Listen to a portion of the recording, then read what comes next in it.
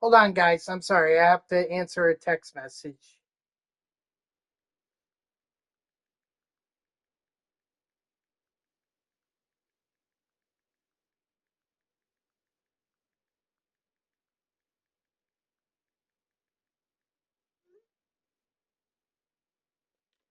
Sorry. All right. What's up, guys? Welcome to another MLB The Show 24 stream here on Twitch. I'm NextJGGen24, and today we're gonna be continuing on with the grind of the Extreme Program mini season. So I found out that this is honestly a lot easier to do than the moments and grinding out the missions. Well, I'm grinding out the stat missions and parallel XP missions as we speak. Um, but it was just difficult to do it the other way. Oh my gosh. Hold on, guys. I'm sorry. It's just I'm receiving text messages right now, and I really don't want to.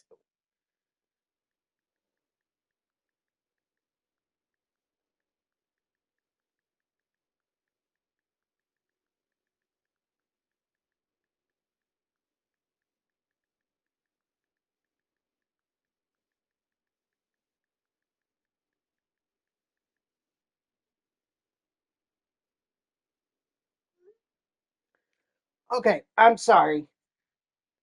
So, what we've been able to accomplish so far is we're one win away from getting the first voucher pack, which allows me to get one voucher, which is doesn't seem like a lot, but when you add it with the extreme bundle here, that's four, and four amounts to 28 program stars. So if you think about it, even if you just do it based on the vouchers here, you can get this program done in like 4 or 5 runs. That's also including the fact that you're going to get some of the missions in the extreme program done, because you're not just gonna keep doing these. Like, you're gonna do stat missions, you're gonna do parallel XP and all that. So hold on. I Okay. Ugh, thank God. Thank God. Conversation over. Happy about that.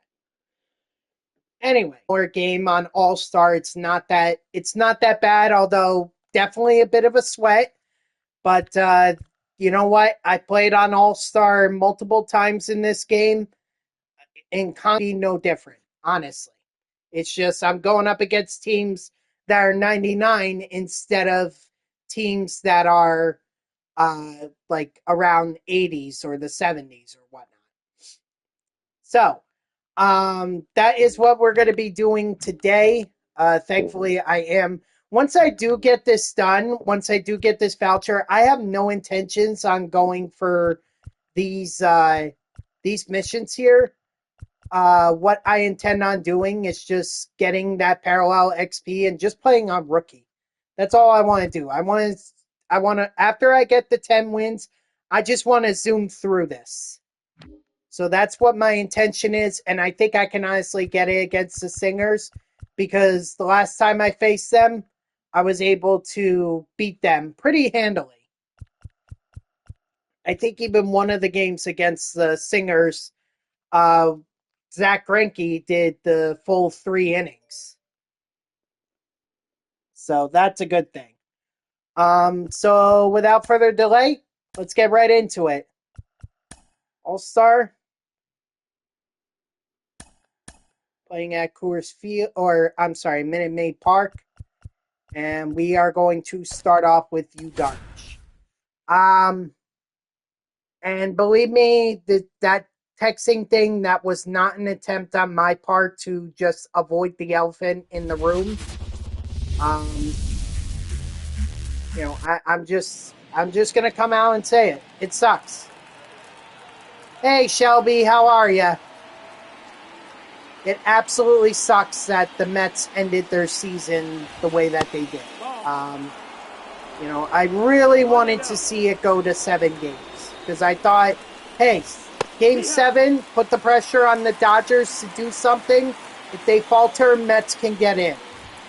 But that's not what happened. The Mets faltered. I mean, their biggest thing, they couldn't score with runners on. You're not winning games if you're not driving in runners on base. You just won't. And that's not just been... And a couple of points on this. Okay, number one, it would be one thing if it was just one play. But this has been multiple players. Okay, Pete Alonso, Francisco Lindor, Francisco Alvarez, Jose Iglesias, Jesse Winker, who was supposed to be one of the better bats for the Mets. The only one it seems like who came through with bases loaded was Mark Vientos.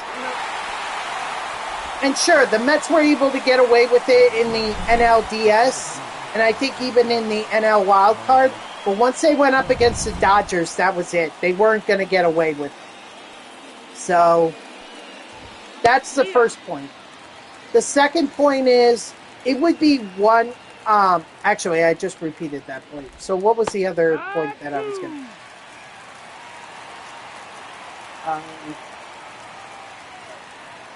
I forget what my second point was. I had a second point, but I completely forgot what it was. I'm telling you, it'll come back to me as soon as I think about it. 1-2. But that's what killed the Mets. They had bases loaded multiple times in Game 6, and they could have had people come through for them, and they didn't. Strike 3, sit down, by the way.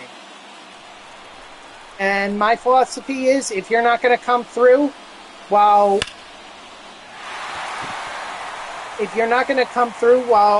bases are loaded, or if you have runners in scoring position, why are you here? Why are you playing baseball? Can you please change your approach? Because clearly whatever you're doing is not working. And again, it would be one thing if it was just one single player, but it was multiple players who blew those opportunities. It's a big momentum shifter when it gives a boost of confidence to teams like the Dodgers, knowing that they can load the bases against the Mets and not have to worry about them giving up runs. It's such a huge confidence booster, especially if that other team is going to come through with runners on, even when they aren't in scoring position. How many times did the Dodgers hit home runs off of the Mets when they had a runner on first? These 2-run homers absolutely killed them. I'd like to blame it on the pitching, but if pitching doesn't get any support, I can understand why the Mets pitchers would feel like they're not getting the support, because they're not. So it should be no shock that they lose, because if they don't get that run support, they're not going to win the game. Listen, I didn't come on stream just to complain about the Mets. Okay, that's just something that I wanted to point out was very obvious in this series. Okay, not just this game, it was the entire series where they left runners on and they shouldn't have. Next year they're going to have to change that. But with that said, okay, this was an amazing year. It truly was. All right, yeah, they started off 0-5. Yeah, they were 11 games under 500. Yeah, Jorge Lopez called them one of the worst team in the league. But you know what? They turned it around. They could have easily shipped off players. They could have said, you know what, we're done. We're going to tank this season, try to get a high draft pick, maybe get some of our payroll back and be under the luxury tax so that we could get a high draft pick. They could have done that, but they didn't. They just made the necessary roster changes to be able to turn it around. And let's be honest, did anyone even expect them to get this far? I sure as heck didn't. I mean, I counted this team out multiple times this season. And yet they came back, they shocked me, and they made an amazing playoff run. Yes, it sucks it ended in the NLCS, but you know what? It would have been a true miracle if they had overtaken the Dodgers. The Dodgers are tough. That is clear. The Mets were going to have a tall task. Yes, they were amazing against the Brewers. Yes, they were amazing against the Phillies, but the Dodgers are just a different kind of breed. They really were. And I have to give a lot of credit to their bullpen. Like, that's amazing that a team that goes into a bullpen game could actually pitch that well. Yeah, they gave up 5 runs against the Mets in that game. But the fact that they were able to still win it, and like I said, they left bases loaded for the Mets left bases loaded. The Dodgers took advantage of that. So I have to give them a lot of credit. I really do. Well, I'm not going to sit here, whine, and say my Mets should have won. No, the fact that they even made it this far, I'm counting that as a success. But this is why I always like to have low expectations and then be proven wrong. Because then I'm pleasantly surprised. Oh, wait, hold on. I got to...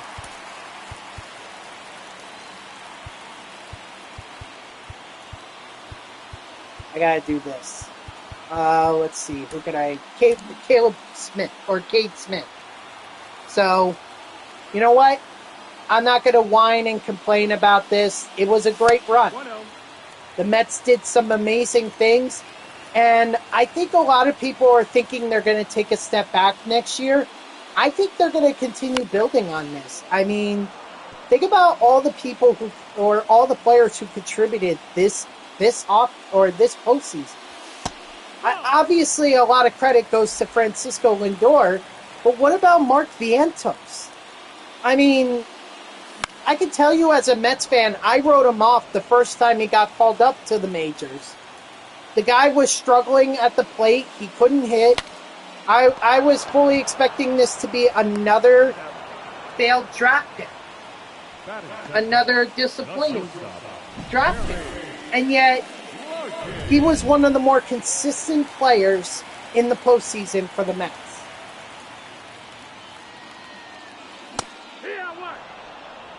He really was. 0-1. So, Vientos, in my mind, he's earned a spot. And in fact, he's probably earned a long-term contract. That's a guy that you got to lock up long-term. You have to. 2-1.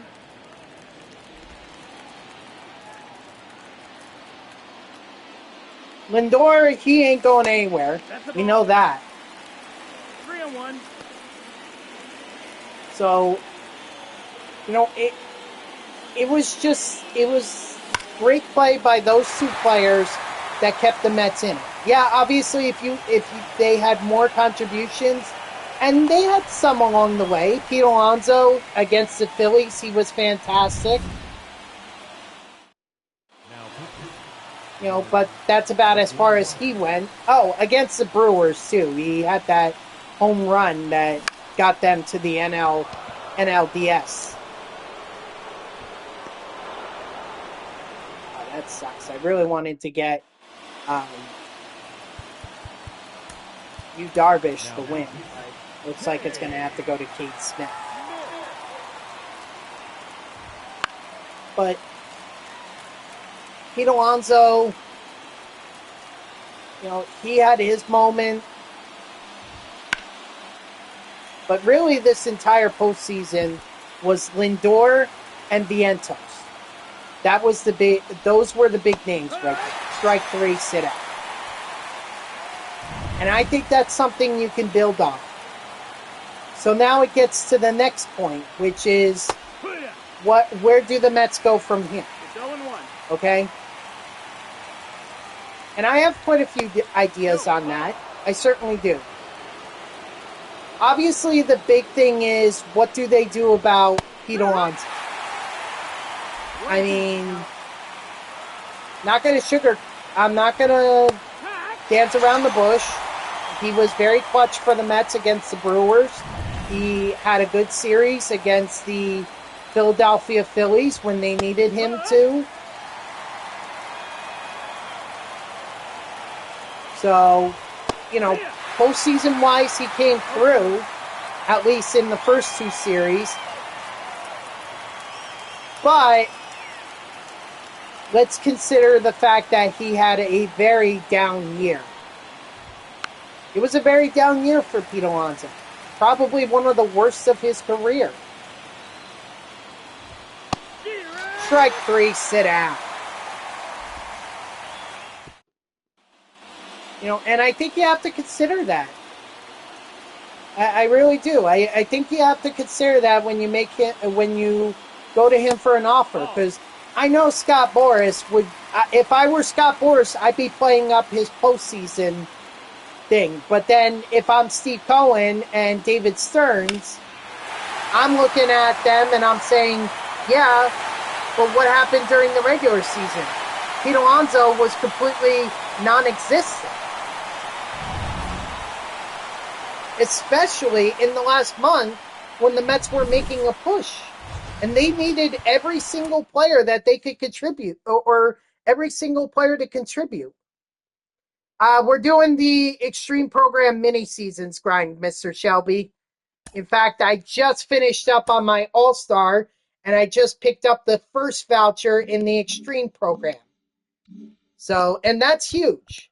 That's huge because, yep, right now this is what I see as the big content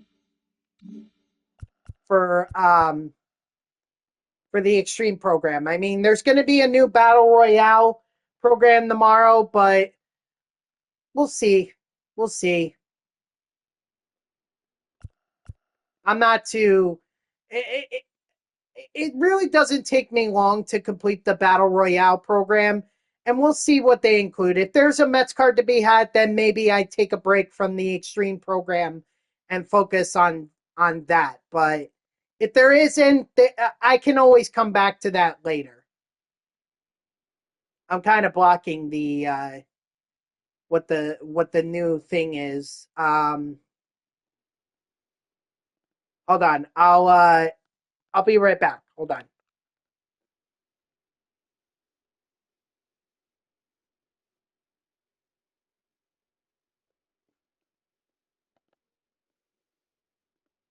Okay, so we have a new ranked as well.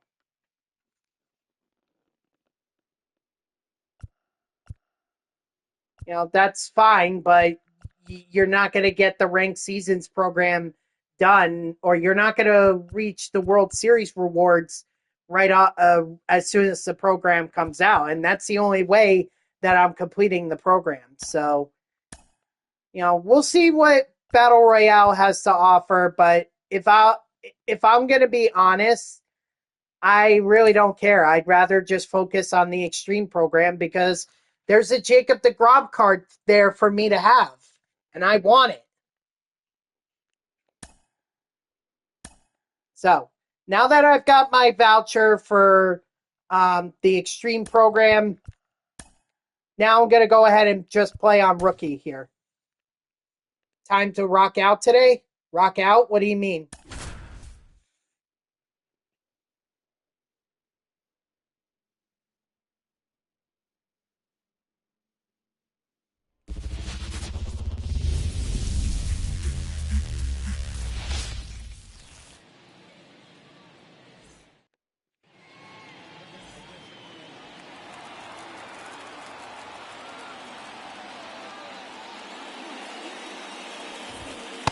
Pizza.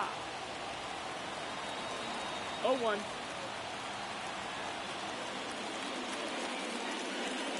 That doesn't really answer my question, Mr. Shelby. Of course I want Jacob deGrom. You kidding me? That's a Mets card. A co-op game or a 1v1? Is that what you're talking about? Strike 3, sit out.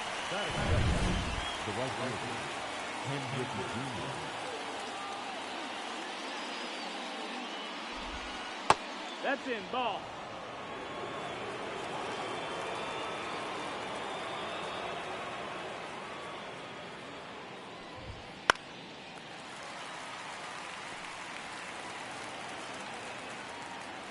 Look, Mr. Shelby, the rule is that if you redeem it, I drop.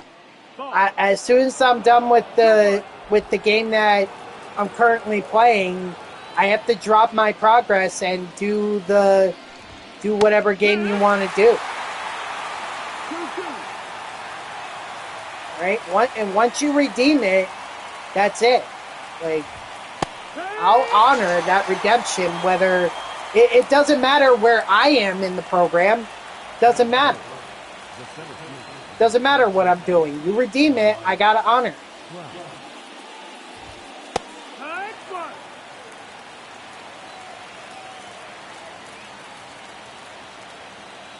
You know, the thing I would do. 0-2.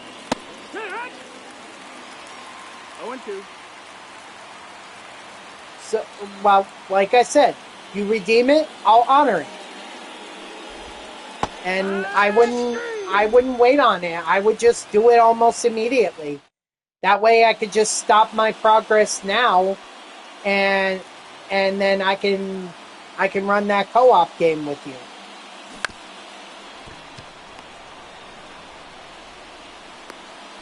Attaboy, Biggio.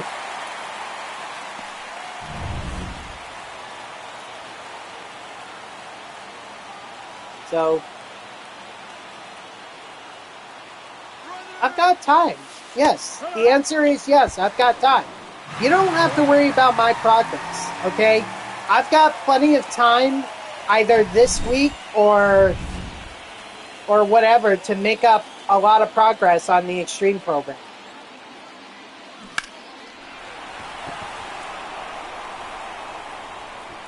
Nice! Ricky Henderson with the home run. That's why I like being on rookie. Hello, George Jallison. George Jallison. I hope I'm saying that right, but welcome in. I appreciate you stopping by. How are you today? It's 0-1. Not much. Just doing a little Extreme program mini seasons grind. Just trying to get the vouchers.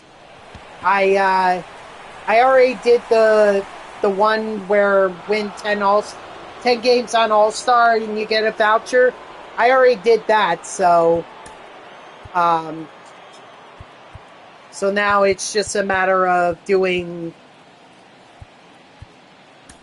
Now it's just a matter of getting towards the championship or winning the championship, so I can get the 3 other vouchers.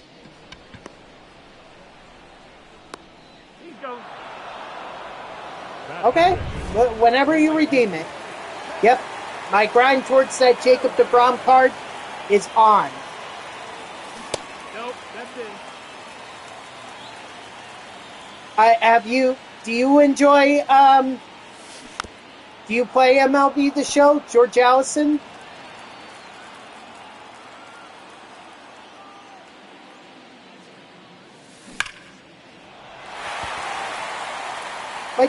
My day is going all right. Thank you. I appreciate you asking. I'm a little bummed about the Mets not making it to the World Series, but I'm not that upset about it.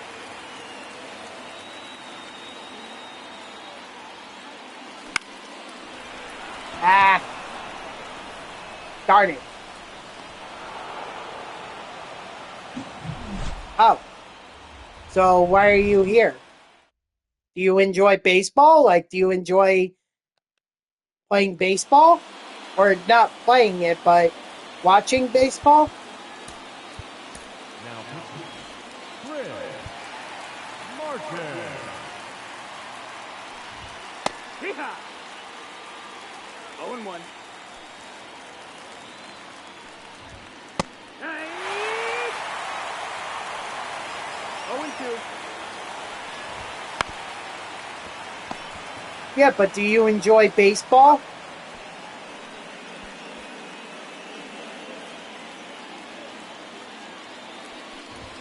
Hey!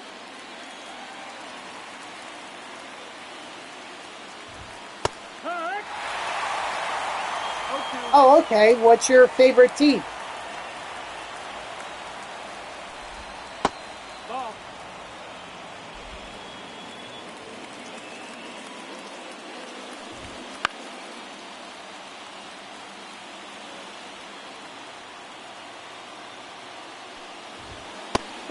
Strike 3, sit down.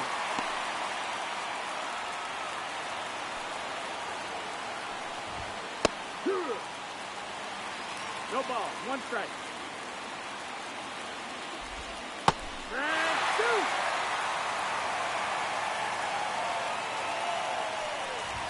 2. Strike 3, sit down.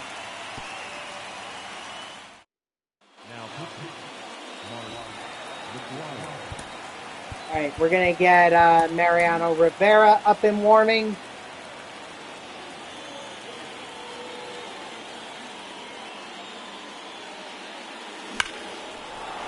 Okay, so what's the latest, or what was that one?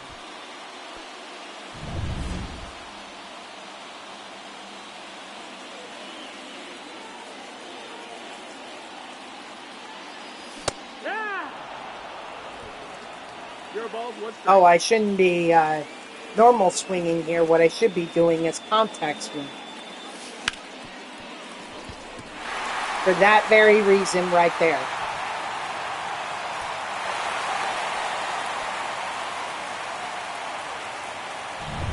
I asked what the last game you watched was. Who were the teams that were playing in the game that you last watched?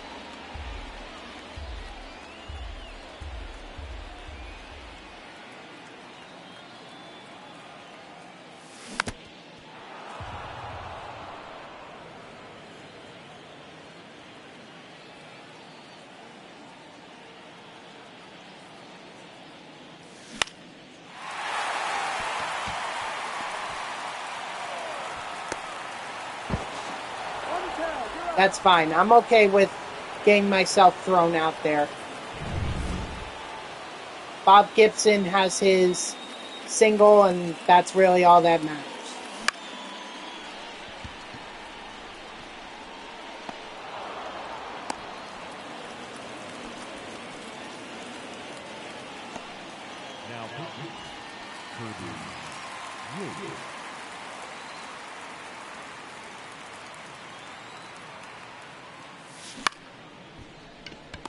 Dang. Alrighty. Well, at least we got 3 runs, so now I can bring in Mariano Rivera. Gets the little running out from the bullpen.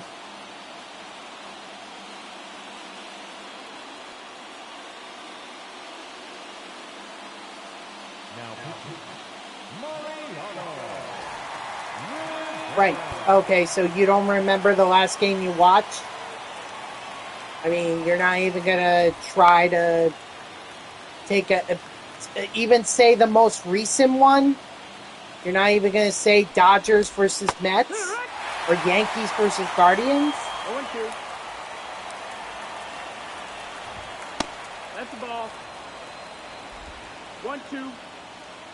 That would have been the easiest choice, I would say.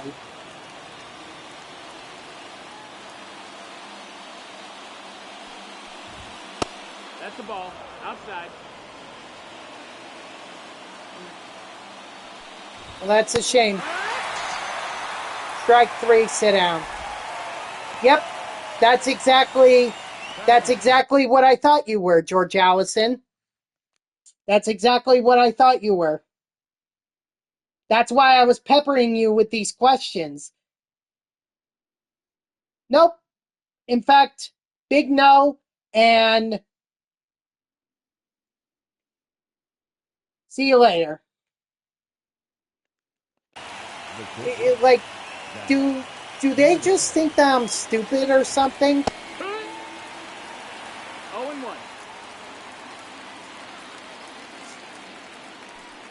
Seriously, this is ridiculous. 0-2. That's the ball. 1-2. I mean, at least I'll give George Allison a lot of credit. At least they came out and they said I'm trying to help, or I'm trying to do it. Like a lot of the people that are trying to sell me on their work, they usually don't do that. Usually I have to guess it. And that's essentially what I was getting to. Because I knew as soon as they said that they don't really watch baseball, that's when I knew.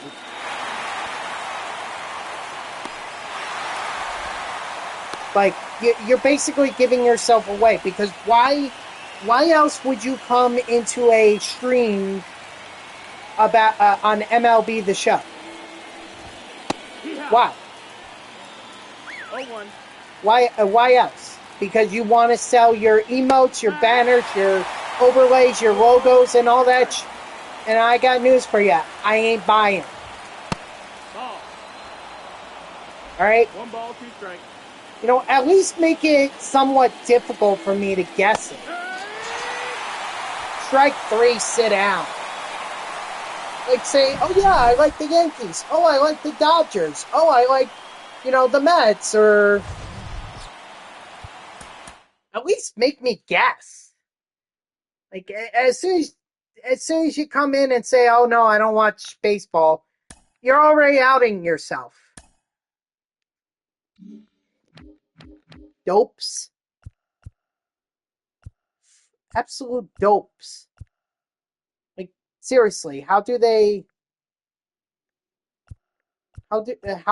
think they get away with this? I don't understand. I really, really don't understand.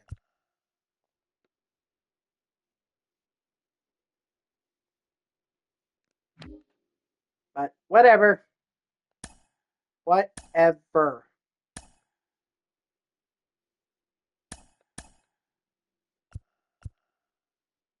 Let's get Sean Mania. Mr. Shelby, I if I were you, I'd be redeeming that. I'd be redeeming that that play me in MLB The Show, play with or against me as soon as possible. If you want to do it, because like I said, you're not hurting my feelings by redeeming it. There's a reason that it's there. So if you want to do it, let's do it. I don't want to wait till the end of the stream, because then if I'm doing something important or if something comes up, then I would just be doing it as soon as possible. It doesn't hurt my feelings if you redeem it now. Whatever you want, but I'm just telling you, if I were you, I'd do it now.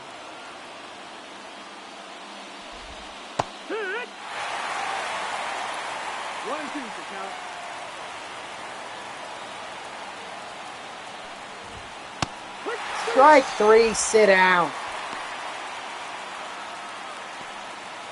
And no, I'm not interested in doing the total bases. For 10 show packs? Come on. I want to breeze through this. I just want to get to the championship as quickly as possible, so I could get those vouchers and get Jorge Polanco. That's going to be the first step.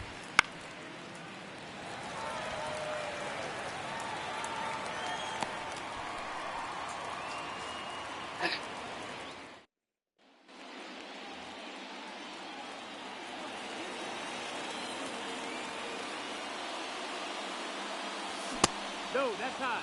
Ooh, thank goodness.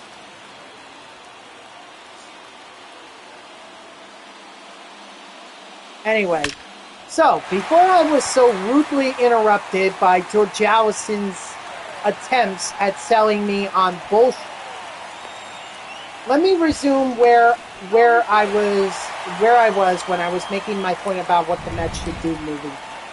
And I was talking about Pete Alonso.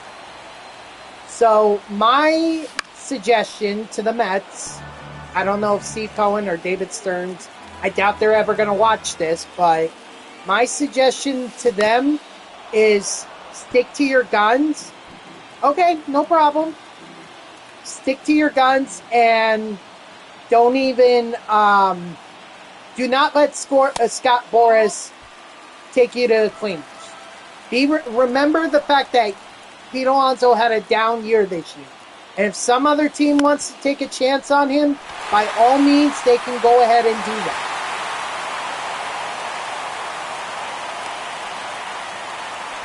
But you give them a deal that you think would be best for the organization, and if they say no, then I'm sorry to say, but bye-bye Pete Alonso.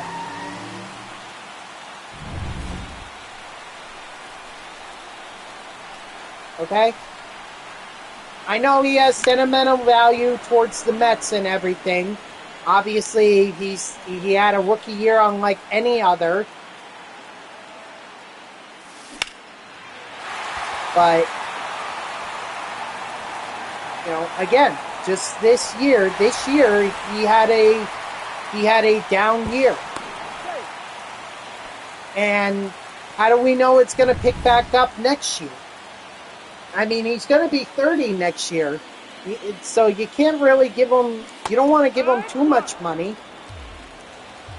You just want to give him enough that keeps him satisfied, but yet allows you to pursue other players. After all, it's not just one guy.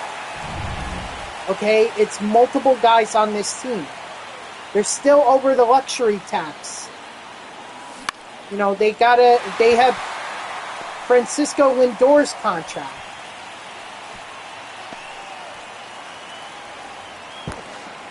Right there on the pad. Out.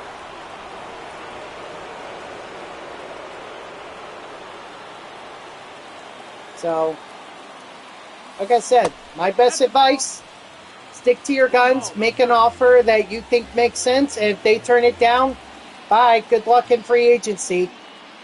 Because he will likely go to a team that either isn't going to offer him as much as the Mets would, or he's going to go to a team that's going to offer him more but isn't going to win. So, we'll see what happens. I think you bring back Jesse Winker. It's clear he was passionate about being on the Mets. It's clear that he wants to be here. So I think you bring him back. You give him, you know, I don't know if he's still under club control or if he's, you know, but I would definitely give him like a 2 or 3 year deal. I would definitely do that.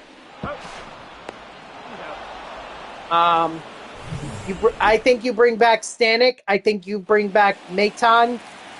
I think you bring back Manaea. Manaea has earned it. Yes, he faltered in that last game, but this entire season he has been fantastic. So I would give him like a 2 or 3 year deal. I would definitely do that. I say goodbye to Starling Marte and Jose Quintana. You know, Marte, it obviously stings a little bit.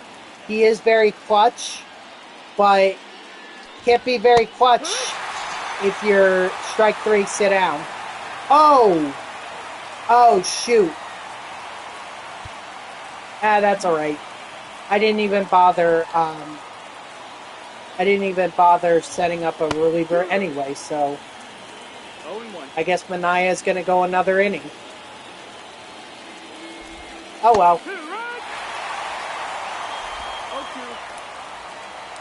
But yeah, Quintana, I have no hard feelings about that. Yeah, he was great down the stretch, but 2 if strikes. he wants to be, he's got to be a pitcher that is strong throughout the year. And Quintana, in my mind, starting off, terrible. Only got better as the season went on. But in my eyes, Quintana's out. Marte, like I said, it's a hard. It's hard to That's say goodbye inside. to That's a him, ball. but if he's injured a lot, I don't want him back. Besides, there's a guy down in the minors named Drew Gilbert who would absolutely fill that position that the Mets would need. Maybe you give him a little bit of time down in the minors. He hasn't had a full season he hasn't had a full season at the AAA level, so you clearly don't want to rush him. But I I think he's ready. I think he'll soon be ready. You could probably call him up in May or June and then see what you have in him. Also, I'm sure that Jeff McNeil would not want this, but uh, I'd be shopping him. You know, I really hate to do that. I really hate to do that to McNeil, especially since he was a great hitter in 2019 and 2022. The catcher. But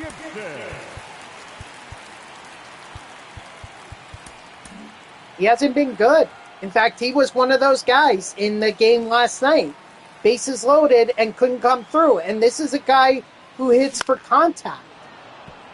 So you would think that all he would need to do is just get the ball over the infield into the outfield and he'll be fine. But he didn't do that. In fact, he struggled.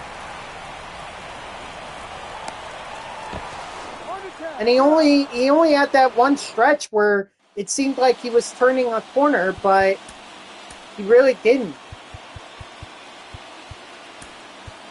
So essentially what I'm saying is you ship them off. Besides, look at the guys that they already have on their roster, okay? We're going to get I think you bring back Jose Iglesias not because of his play, but rather what he means to the team. And I think you need that veteran leadership anyway, and I feel like Iglesias is definitely that guy. So I think you keep Iglesias. You're definitely keeping Acuna up. He has to be up. In fact, I would actually argue he should be starting at second.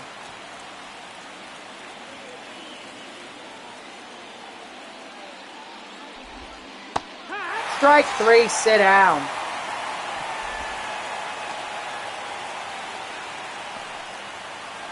And then don't forget, we're also getting Ronnie Mauricio back too.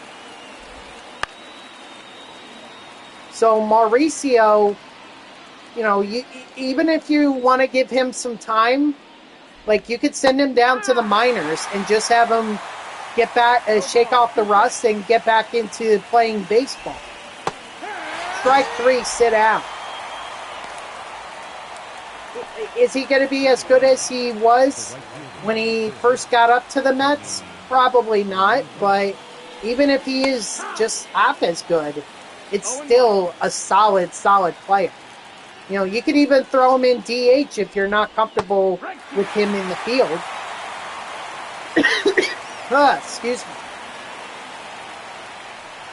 Oh, another thing on Alonso, because I just thought about this. In my eyes, I think you move Mark Vientos over to first. If Alonso walks. Okay, if Alonso doesn't come back, you go with Vientos at first. All right, and for third base, maybe that's where you put Iglesias. Or if you want to put Mauricio there.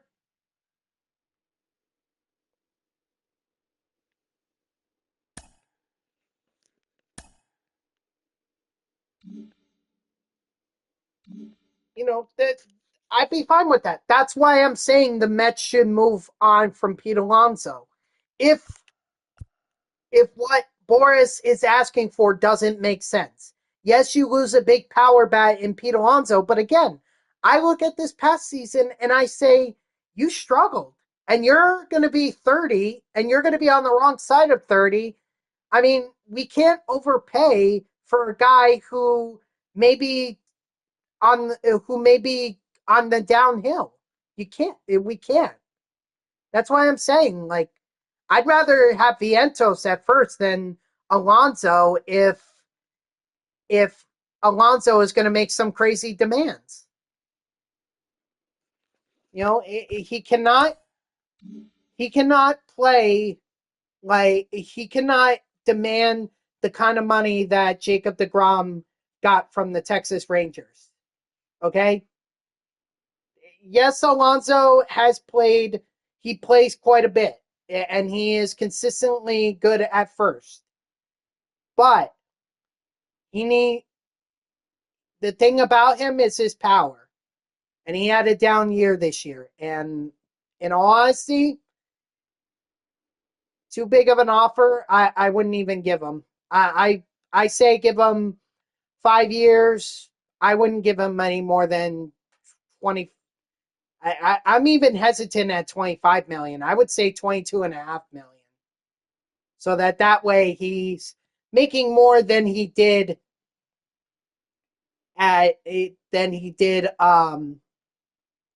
in this year, but it's not breaking the bank for the Mets. So if they offer him anywhere close to 25 million or more, that's where I'm like, this is a bad deal. I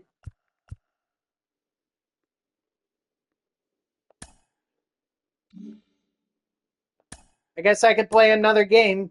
Shelby, whenever you're ready, you can redeem it. We'll play. Do Zach Greinke.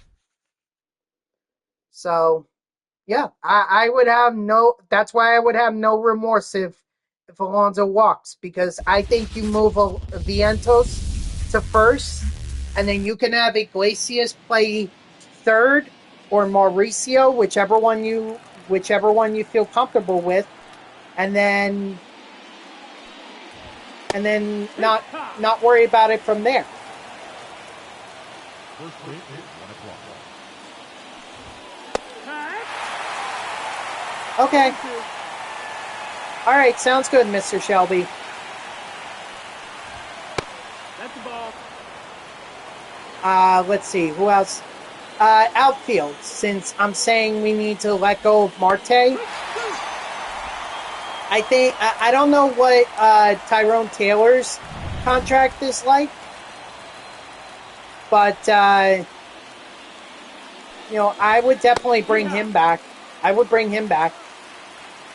I would also bring back Bader. I know that seems tough to say, but you need Bader's glove. That's the selling point for Bader. He's got the glove. You're not going to find another glove like Harrison Bader. It's just that simple. That's the ball.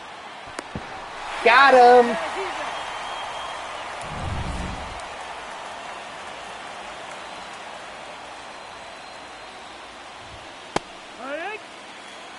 One ball, one strike. If you want to bring back Luis Torrens, I guess you can. You definitely need him for fielding. And you're going to need to give Alvarez a break here and there because a catcher's knees can only take so much.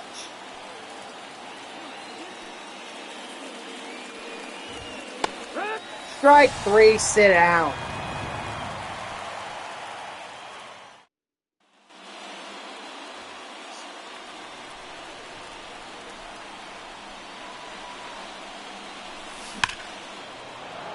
Dang it. That looked like a great hit.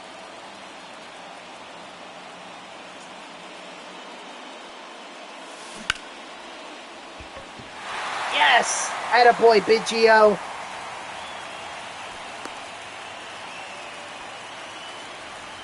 Churio.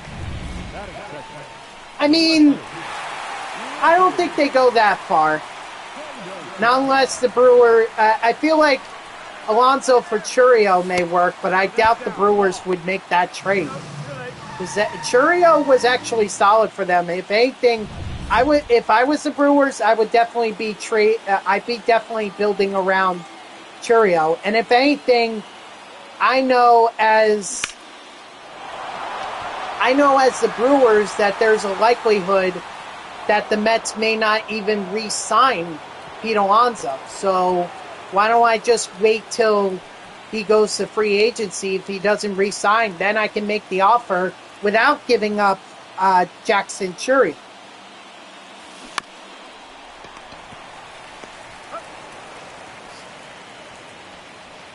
But I absolutely agree on dropping Marte. I hate to say that, but you know, I definitely want them to move on from him.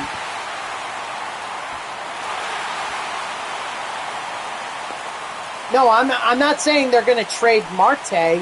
I'm saying would they trade for Alonso?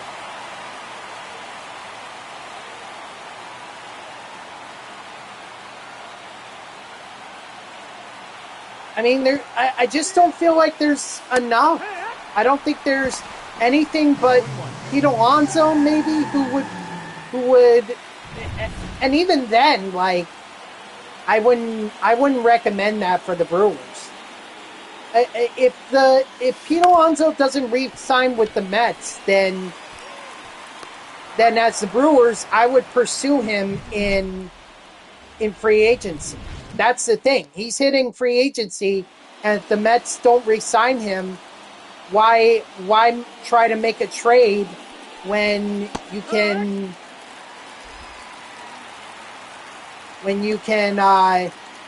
just sign him in free agency?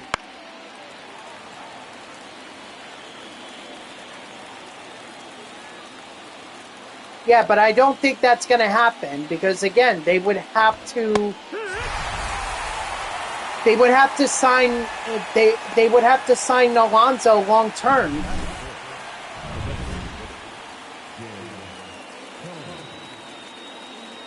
Oh, did I do it again?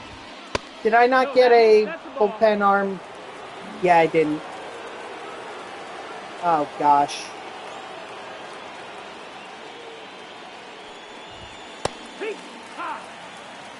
There's Mad Young Guns being called up. Yeah. Yeah, I know. You talking about the Brewers or are you talking about the Mets? Mets have a lot of people they can call up. They certainly do. But I think they need to be more focused on pitching.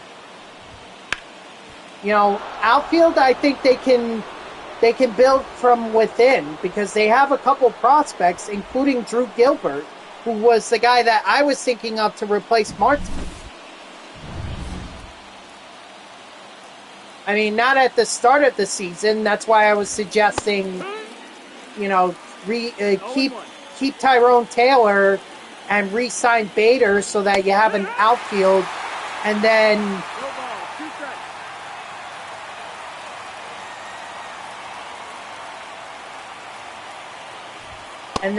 you know, when Drew Gilbert is ready, once he gets a lot more games under his belt and he performs well, then you call him up. I don't think the Mets need a guy like Dylan Cruz or Jackson Holiday. I mean, it would be nice to have them, but the Nationals aren't going to let Dylan Cruz go for cheap. And I don't think Jackson Holiday is going anywhere either unless he has a big drop-off. Strike 3, sit down.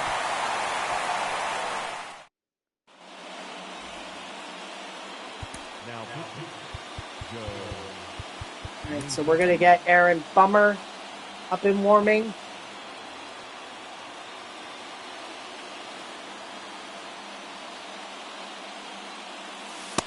No, that's out.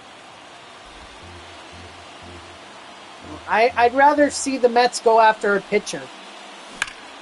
I think someone who they should definitely keep their eye on is Corbin Burns.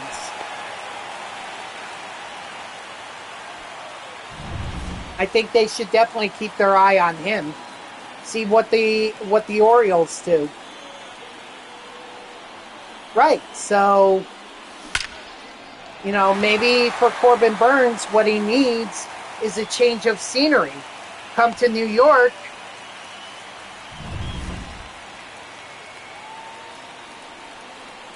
We'll see.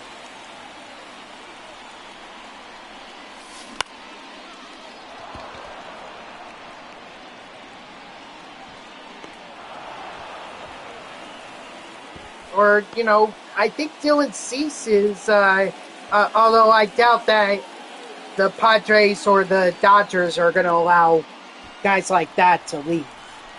I don't think that's happening.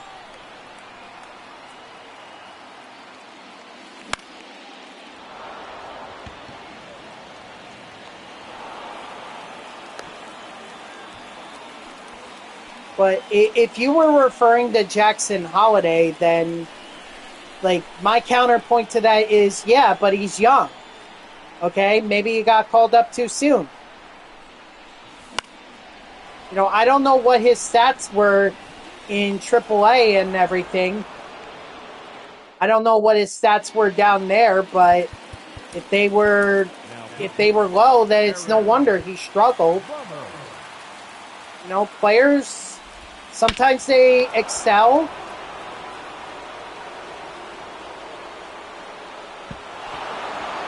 Yeah, I wasn't robbing that. Darn it. That slurve did not slurve enough, so thank you, Bummer, for blowing that lead, because Greinke really could have used that. Of course, that's also on me for contact swinging, and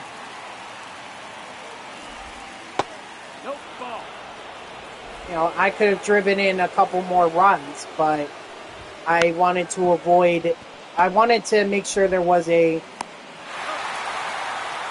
Yeah, but I don't think he's becoming a free agent until next year, I thought.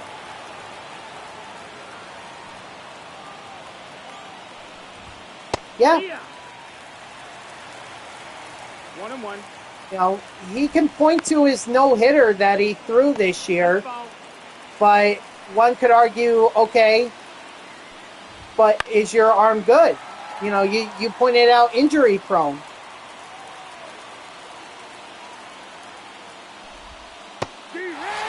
I think you make an excellent point. You know, the Mets cannot afford to do a contract much like the Rangers did with Jacob deGrom. I mean, he only got to pitch at the end of the season this year. And he signed with them in 2022, or following the 2022 season. He's been on that team for 2 years. And yet, all he has to show for it is a couple starts.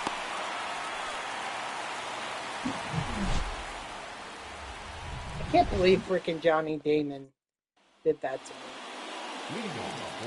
Now I gotta get payback.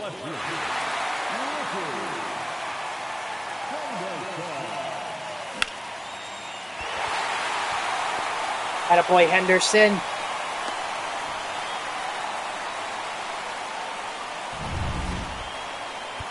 Let's see.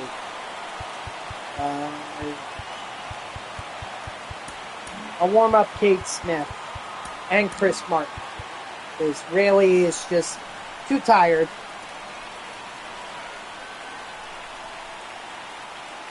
I thought he was a free agent next year, after next season.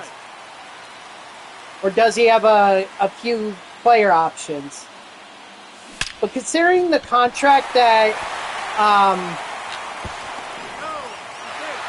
the Giants gave him, if it is a player option, I don't see why he would opt out of it. He's getting paid a ton of money.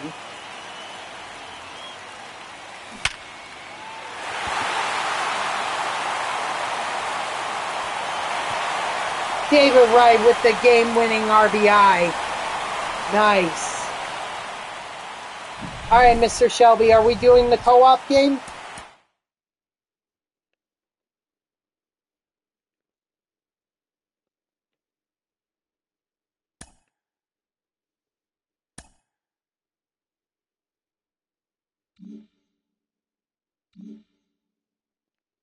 Ooh, nice. We got a season 3 vault pack. Ooh, I'm all for that.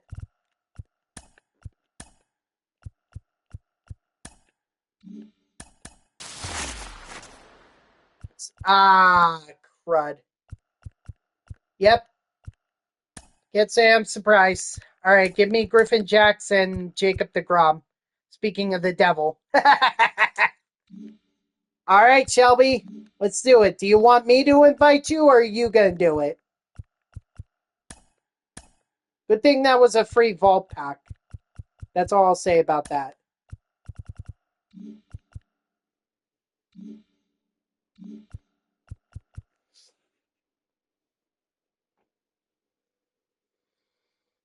Mm.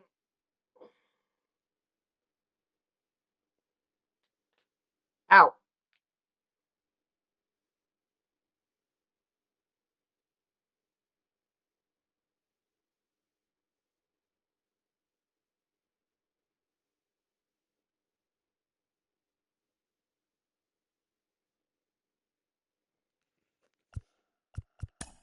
Let's see if any of my orders sold.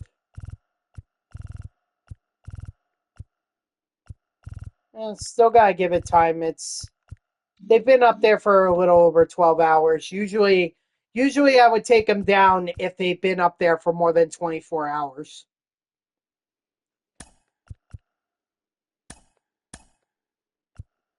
Shelby, am I setting it up or are you setting it up?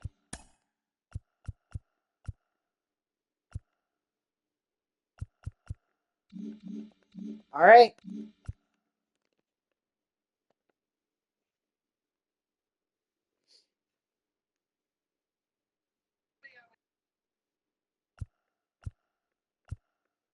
Good, my boy. What's up, man? How are you? Can't call it. I really want to go to season 3. Oops. Or set 3, I should say. Let's see. We going with it. Let's see.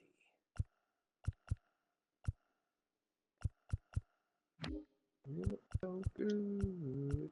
Tell me how you look so good. Hank Aaron for sure.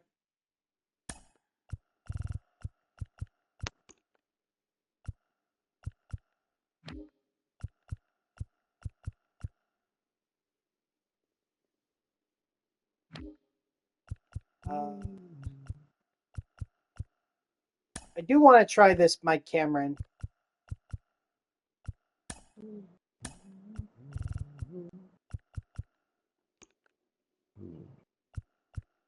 I'm definitely throwing in John Donaldson. Hey, gotta throw the Don.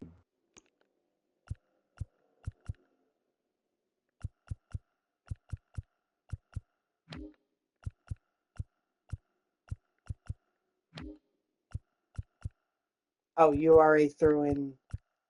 All right, then I'm going to throw in Chris Martin, and I think I need a lefty.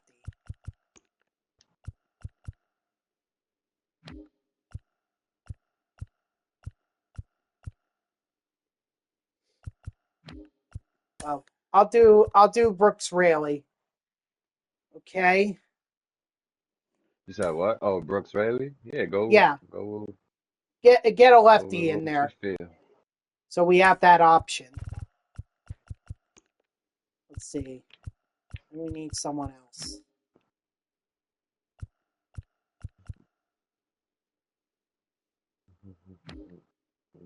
Your boots. None of my friends them give up. You know what? I'll give David Ray a shot. Hey.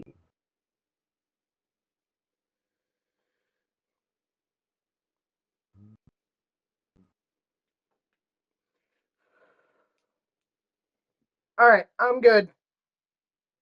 Whenever you're ready. Copy. Oh shit, we don't got another outfielder. Okay, let me do this. All right, what we have is fine. We have Mike Cameron. We have Hank Aaron. We have the infield pretty much covered. In fact, we have the entire infield covered. So really, it would just be DH, left field, and catcher that we would have to worry about. But the computer Alright, will, um, cool. the computer will fill those spots in. Now I'd like to give my outfield the best tactical advantage, but it's cool. I'll swap Hank Aaron for the left fielder. Okay. Yes, Grayson, I am playing with Shelby.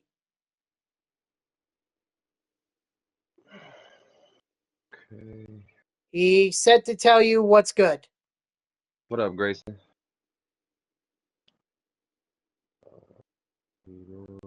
Oh, Hank Um, Aaron is already in left field.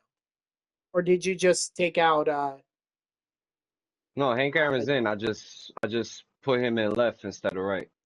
oh, okay, I see. Oh, I see. Yeah, you got Trent Grisham there. All right.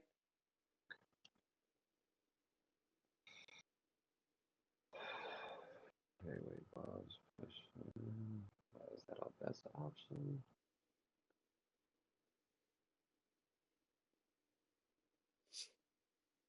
Yeah. Ah,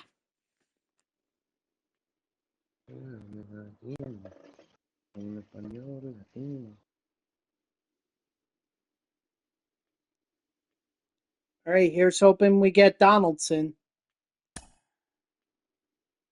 Yes, sir. Way to pick him.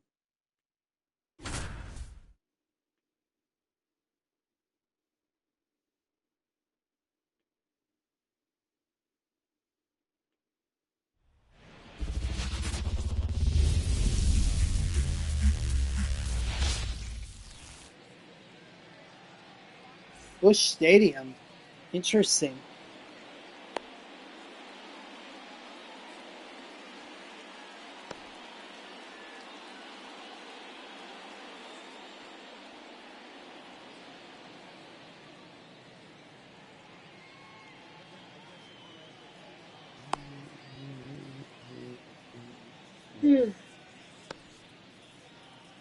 Ugh. Uh, Grayson wants to know what you think of the Soriano card because he just got it. I love it. It's one of my go-to cards right now. What do you like most about him? I've always hit good with Soriano, so I'm just biased off of that. But he plays short, second, and third, and he comes with 97 speed, so gotta 0-1 the love it. count. Okay.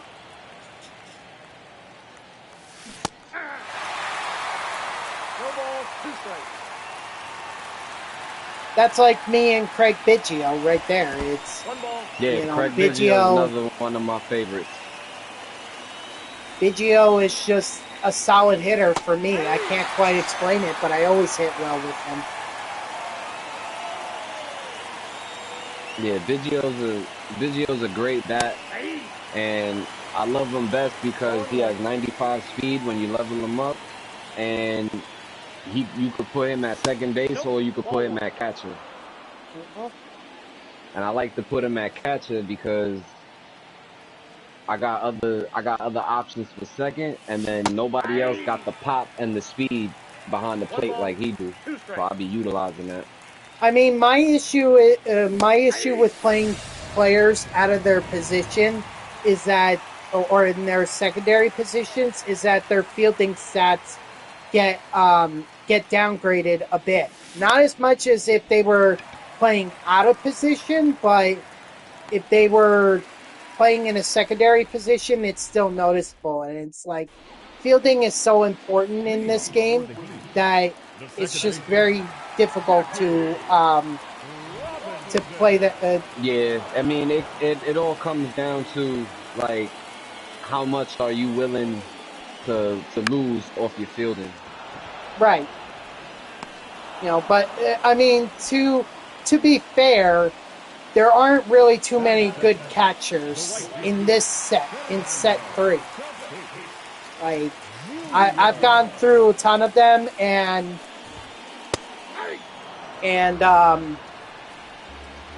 they're not good. At least I've never had a ton of success with them.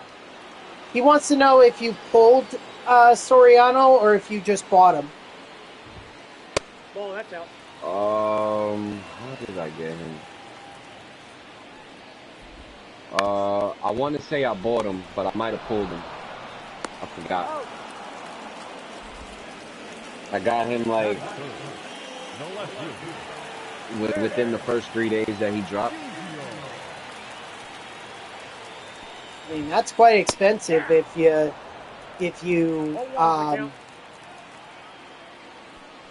bought him, because I'm sure he was like several 100,000 stubs.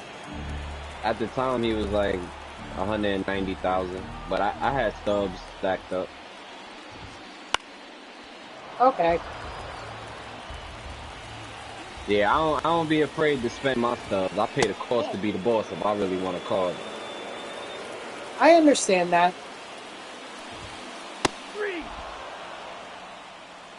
I just like to save my stubs just in case there's you said a Mets card in like the event where if I can't get the wins, I always like to have the stubs on hand in order to pick up that card, Yeah, you got $500,000, so I already know. I know you itching to go on a shopping spree. I already know.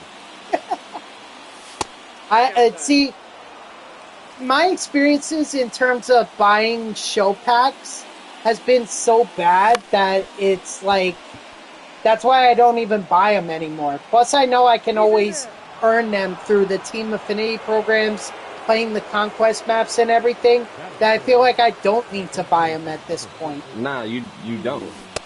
Honestly, like I don't ever buy show packs. Them days is over. And even the headliners, like, I tend to stay away from buying those unless it's like a choice pack because there's like this glitch where if you pick the uniform in the if you pick the uniform that is in the pack, then you have a higher chance at picking up that card that's featured in the headline. Wait, say that again? You said if you pick the uniform that's in that pack, like what do you mean? Like pick the uniform as your uniform if you do if you do the choice pack, you know how they make you pick a uniform? Oh, like I said, I don't buy the choice pack. Oh, okay. But are you talking about the pack that says it has a guaranteed uniform item? Yep. Okay. I know what you're talking about. Yeah, the Headliner's Choice Pack. It's like 35,000 stubs. And if I know what you're talking about. If you bought that and you picked the uniform that's featured in the Headliner's pack, then you can you have a higher chance at picking up that card that's in the Headliners. Oh, okay. But you got to pick the uniform that's featured. Yes. Okay. Oh, okay. That's fire. That's cool. Yeah, it's a little glitch. It doesn't always work. I'm just gonna. That's the disclaimer there. It doesn't always work, but sometimes it does. Okay.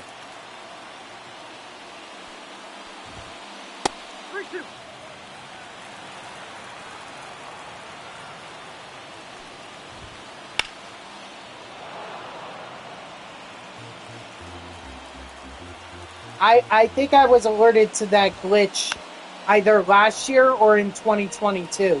I think it was last year.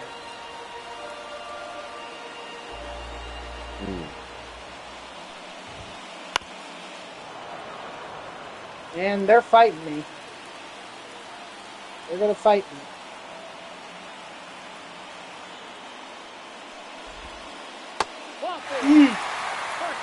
Darn it. Good eye by that opponent. Especially with someone that doesn't have a lot of speed.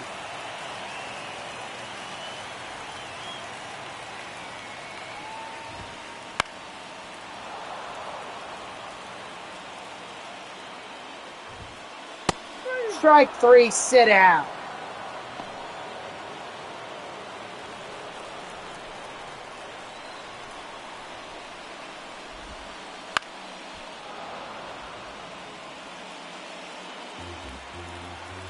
Okay. Yeah, go ahead and see if it works, Grayson. Like I said, it doesn't always. That's why I would buy multiple just to be on the safe side. I think you could buy up to 5. Strike 3, sit down.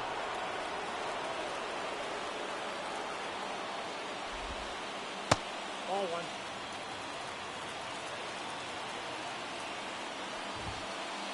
Inside ball.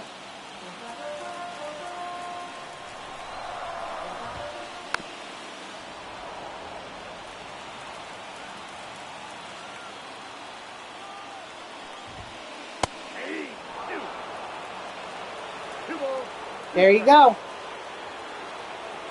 Glad it worked for you. I don't know who's the headliner or the player for this headliner pack, but I'm glad it worked for you.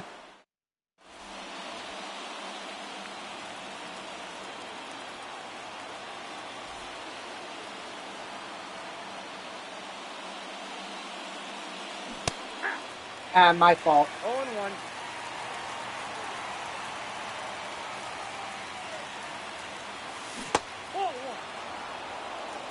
I got 1 ball, 1 strike. Inside breaking pitches, they're tough to read.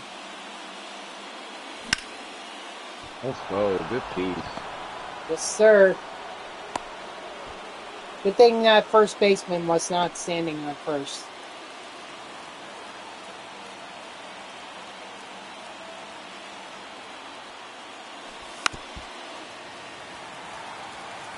Nice, Grayson. 99 Acuna, nice.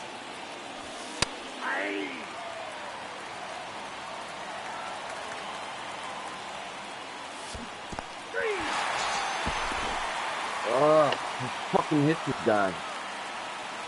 Hey, Randy Johnson, it's tough.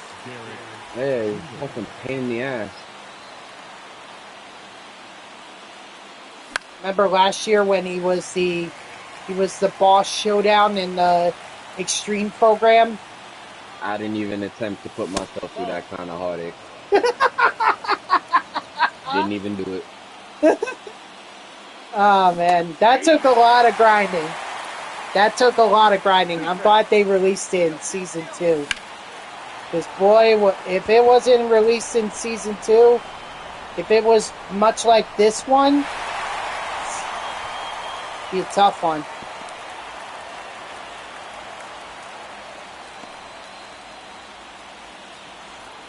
Tip for Mike Cameron, he always hits better. He has the quirk that makes him hit better on the first pitch.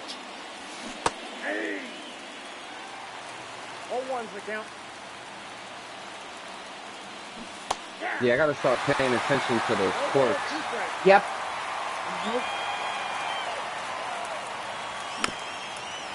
Yeah, I started understanding just how important those quirks are.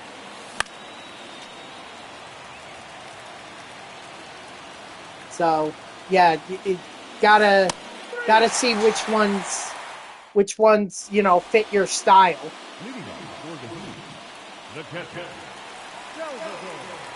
Personally, I like ones that have the ones where they can hit well behind in the count or in 2 strike counts, because that's usually where I end up finding myself. Oh, okay. Ball 1. 1 ball, 2 strikes the count. I like the Jeter quirk. Excels on first pitch hitting. Cause I Yep. usually swing. I usually swing for pretty much everything. Yep. And That's why I and was. what's the other one? The day games. Players that Oh perform better yes. at day games. Yep. Cause I don't. When I'm home, I don't play night games. Like I put 11 a.m. games. Cause the lighting is I just. always do 1 p.m. The lighting is just so better. Like you can see the ball like real good. Yep.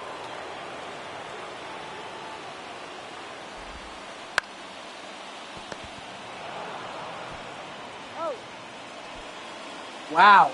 How did you wait? What's the infinite stubs glitch? What is that, Grayson?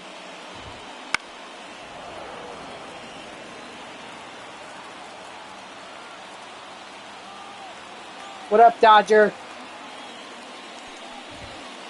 1-1. Or what's that infinite stubs glitch he talking about? I need more info. That's why I'm asking. He hasn't said anything yet. He said he just got to 5 million stubs, the max. So now I'm intrigued. Right. Or I'm curious.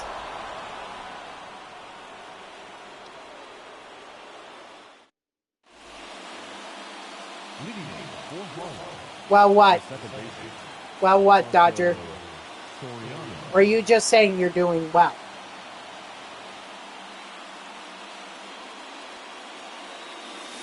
Inside, ball 1. Yep. I mean, I was really hoping it would be the Mets, but we knew it was going to be tough coming back down 3-2. Honestly, if the Mets had the 3-2 lead going into Game 6, I think they would have been a better position. But the fact that you guys took 2 at Citi Field just shows that 2-1. you guys deserve to be in the World Series. I mean, this is what MLB wanted anyway. They wanted Ohtani versus Judge. They wanted the 2 teams that spend the most. Oh, my fault.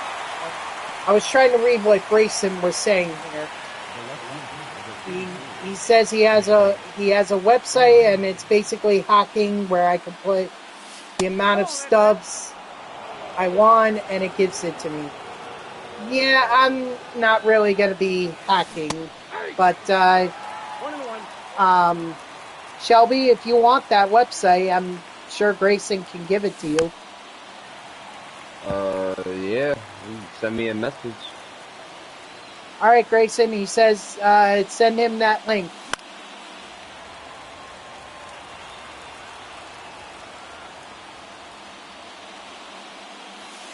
Nope.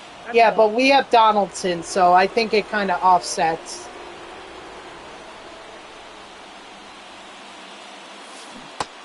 Fuck. All right, man.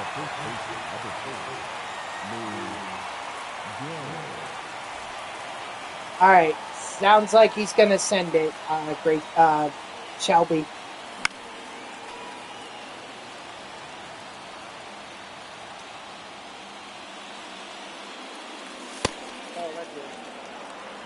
Fucking Randy, man. She gives me so much trouble. I just picked up my first voucher, Dodger. So now I'm just trying to breeze through the mini seasons to get the 3 others that come with winning the championship.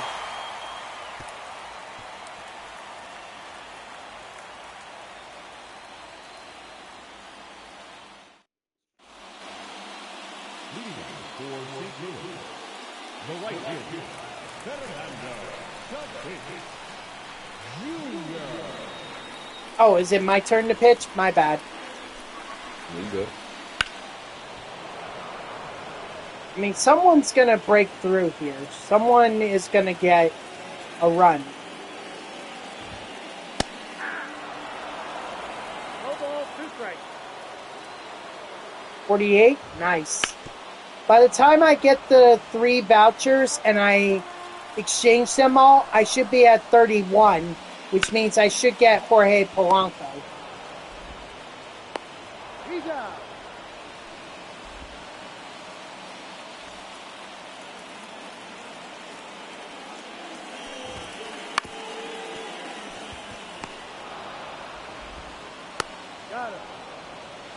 which is good because then I can have him as like a DH, and I can throw him into my extreme lineup and pick up some wins or pick up some XP that way.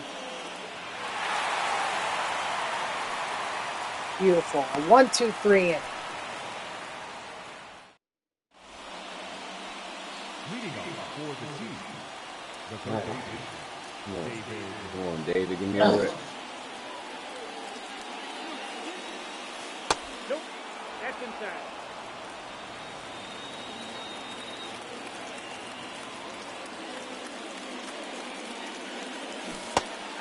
Oh, wait on it. 1 ball, 1 strike. Sorry. I can certainly understand it being hard to pick up that fastball and split up. 1 ball, 2 strikes. That's a ball. There you go.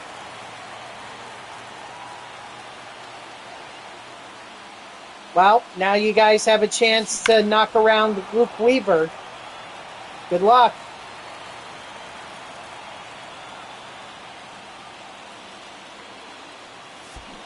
We got a full count. Wow, how was that a ball? I can't believe that you held up on that.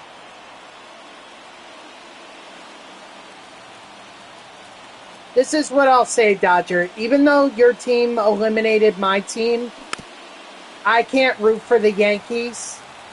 So I'm pulling for the Dodgers to win the World Series. Damn. Why you can't root for the Yankees? What's up? Because I'm a Mets fan. We don't root for Yo, the Yankees. You could go bro. read a New York Post article about all the Met fans who were leaving Citi Field after That's the problem. That's the problem with you Met fans, bro. See, wait, us Yankee fans, yo, root for us. If y'all in the playoffs and we get eliminated, we root for y'all. Yes, we do. Because we want New York. We want the chip for New York. If we can't do it, fuck it, we fucked up. But now y'all got a chance to do it. Y'all the little brothers in New York. We big bro. Yankees is big bro, and the Mets is little bro. So if big bro can't get it done, you know, we expect little bro to get it done. So trust me, we root for y'all when we don't make it. But you know, when we make it, and I guess we take the rivalry more seriously than you guys do. Y'all be throwing the shade, yo. Y'all be throwing the shade. 1-2.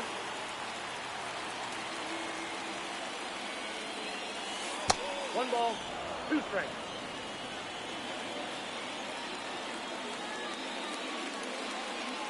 Buddy. All I can say is, as a Mets fan, I can't do it. And I read a New York Post article where a bunch of Met fans who were leaving that watch party at Citi Field last night said they were pulling for the Dodgers. So, yeah, I know.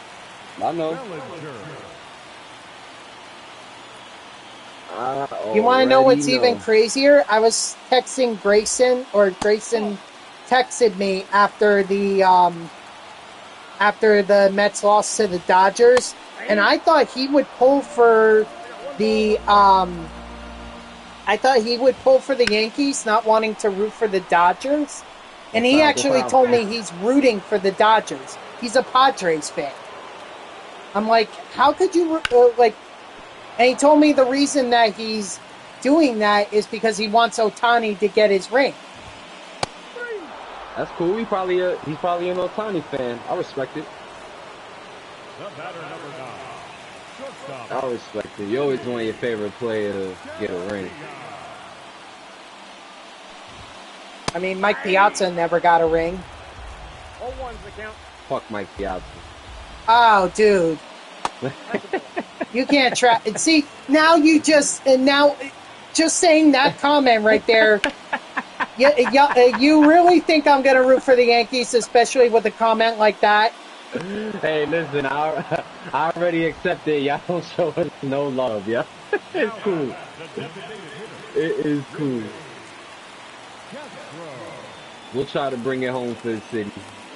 All right. I will say this. I did root for the Yankees in 2009 when they went up against the Phillies. Well, yeah, because y'all hate the Phillies. The Phillies is y'all Right. biggest rival in the NL East. That's the only time. I think that's the only time we saw Met fans in Yankee Stadium that year. That was the only time. Yeah. If you were to go up against the Braves or the Phillies again in the World Series, Met fans would probably root for the Yankees.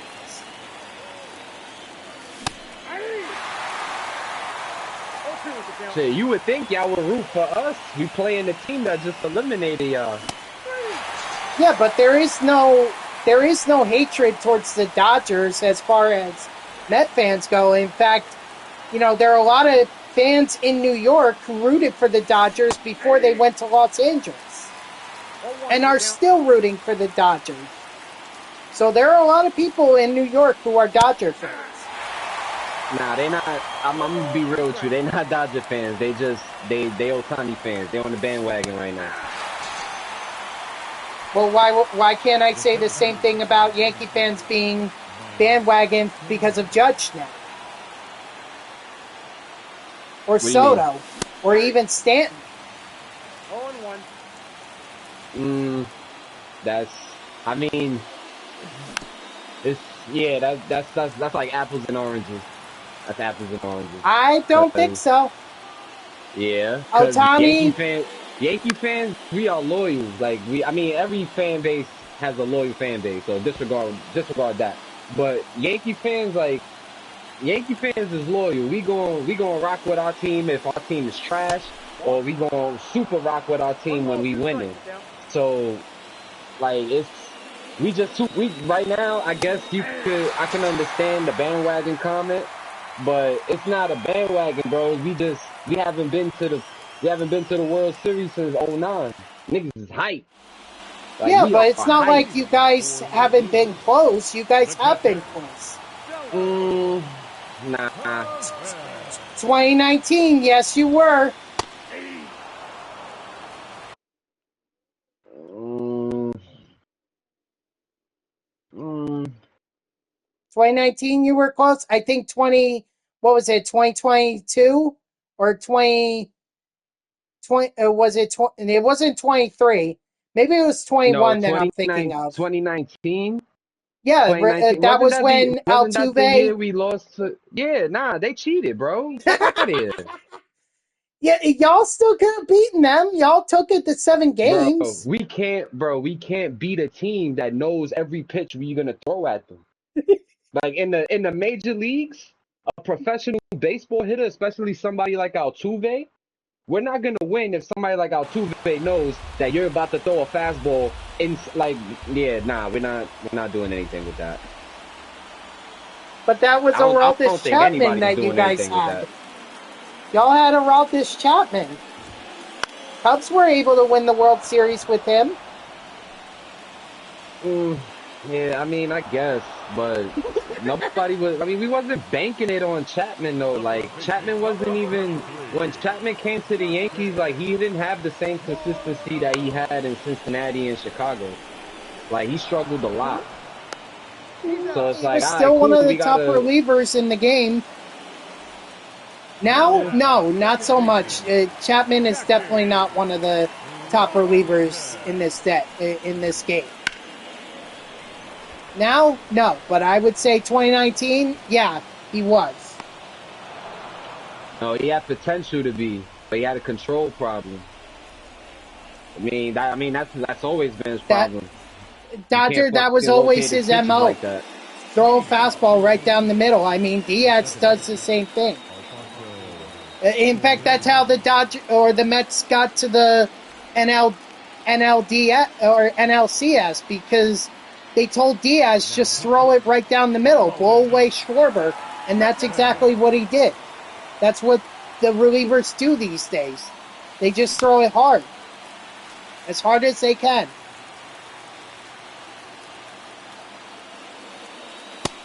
But that's good though. Like that's good.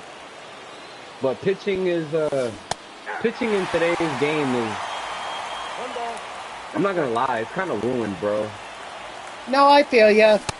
I much imagine you're like me and you grew up in the era where starting pitchers would go 7, 8 innings, and if you went to your reliever. I'm a '90s baby. Yep. So am I. So all the baseball I watched growing up, if your starter was good, he gonna fuck around, pitch 7 innings.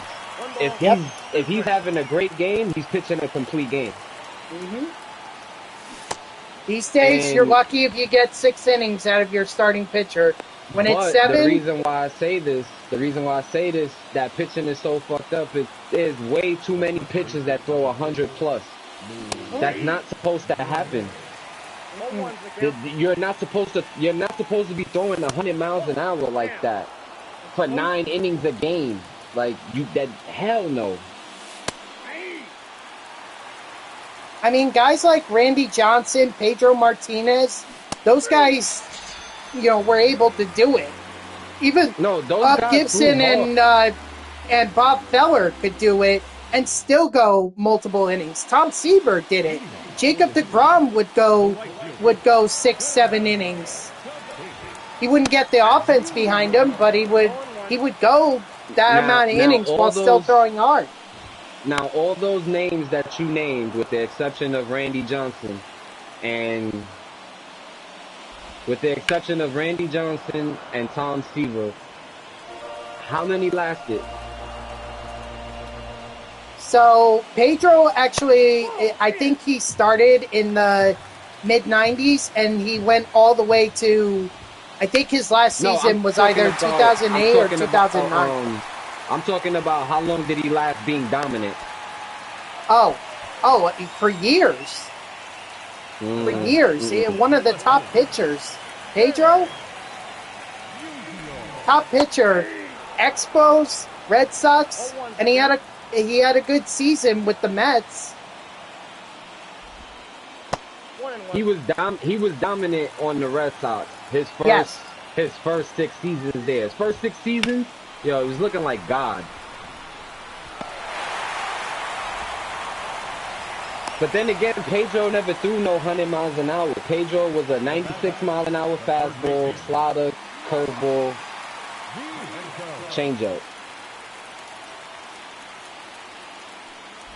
I'm talking about the guys that's throwing like that's like look, matter of fact, I'll give you a perfect example. When Steven Strasburg came into the league, the whole hype around him in college was, this guy's throwing 103 miles an hour and he's a starter, blah blah blah blah blah. He came into the league throwing 100 plus like that. He didn't last long. Jacob DeGrom, I totally agree. I mean, Matt Harvey was the same way. Matt Harvey threw really hard. Matt Harvey never threw no 100, but he threw in the 90s though. Yeah, high 90s, I would say. He was like a really a top pitching prospect for the Mets.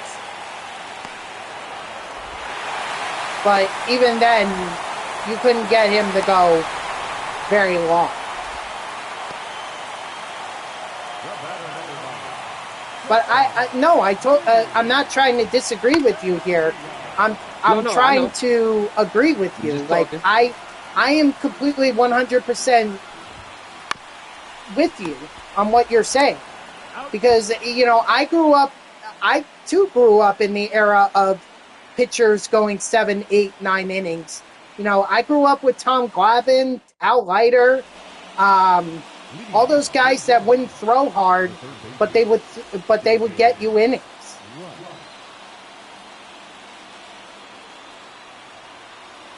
Yeah, man. Every starter throwing 100 plus is not supposed to throw 100 plus like that. Even wasn't Chapman also a starting pitcher at one point of his career, and then he got moved to the bullpen? If he was a starting pitcher, it had to be early, like in minor league ball. But when he came to the majors, he was started with bullpen. I thought he was a starting pitcher when he first started with the Reds. Nah, he was always in the bullpen when he first came up. Maybe it's Johnny Cueto that I'm thinking of, but he's still a starting pitcher. No, but I totally agree. I mean, someone like Paul Skeens, He's not going to go. There's no way he could sustain this. I mean, no way. Yeah. But here's the thing. I think it really just starts in the kids league. Like all these AAUs that these parents sign their kids up for. What do they teach them down there? They teach them to throw hard, so that kids can't touch them. I've faced off against several guys when I played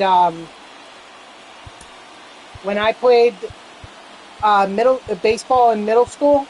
I mean, there was this one guy where I couldn't even catch up to him. It was just like, forget it. I don't know where he is now, but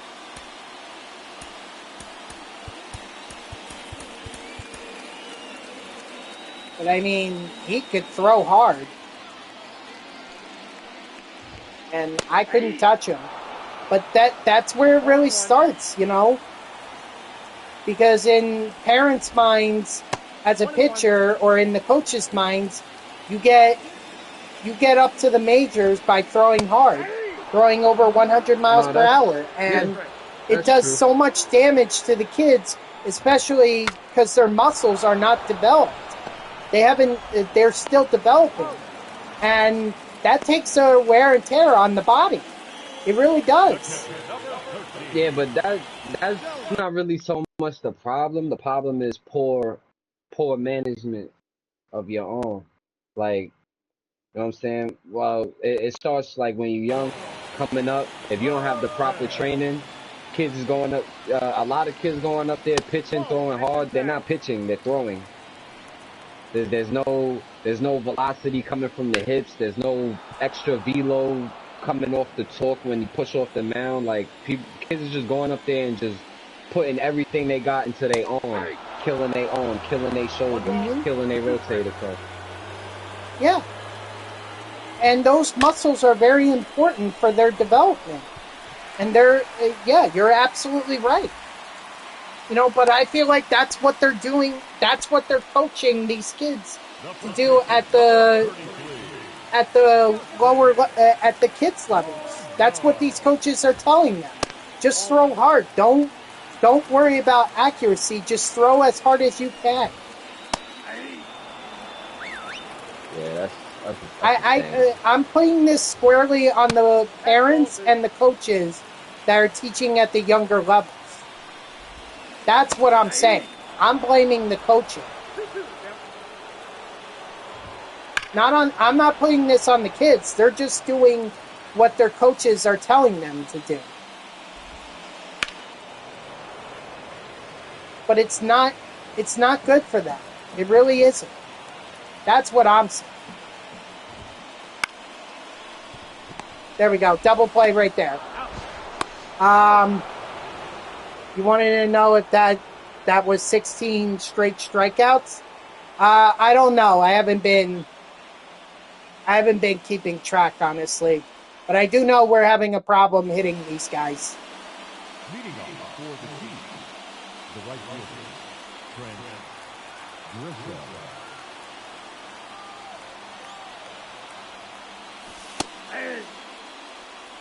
It's been a lot of strikeouts for sure. Got it. Okay, well, I mean, it is what it is. We're just not having a good game. That's bolted.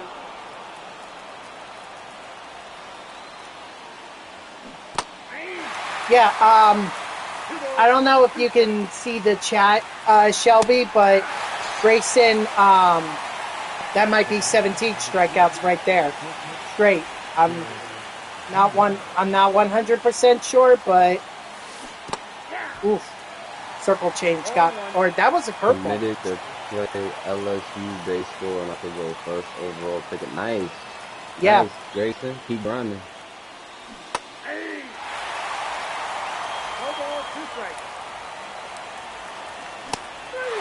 I tried.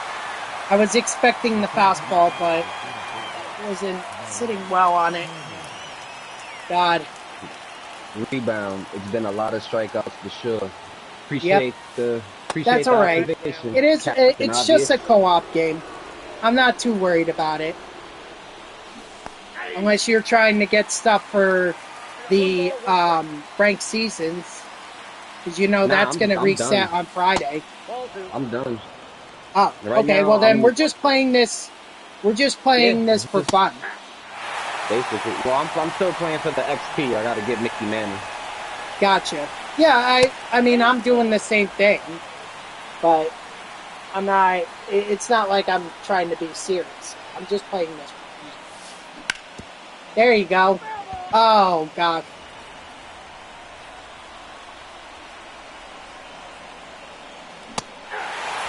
Dang.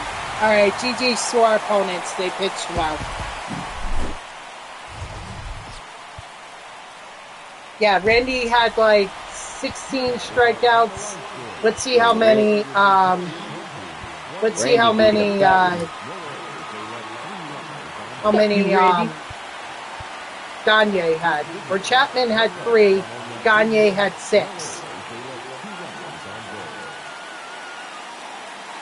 Yeah, we had a tough time hitting. Yep, it was bad. But you know what? It's all good. It's just co-op.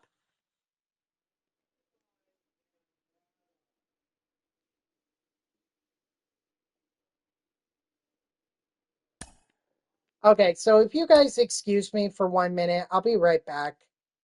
Yeah, exactly. I'm not worried about it. It's just a co-op game. So just give me like 2 minutes. I'll be right back.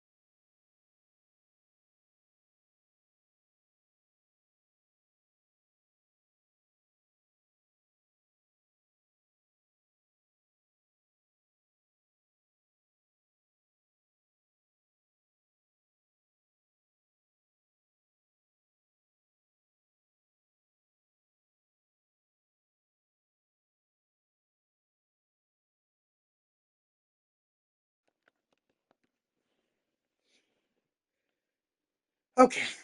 I'm sorry about that. We got I had a situation downstairs that I needed to take care of. Um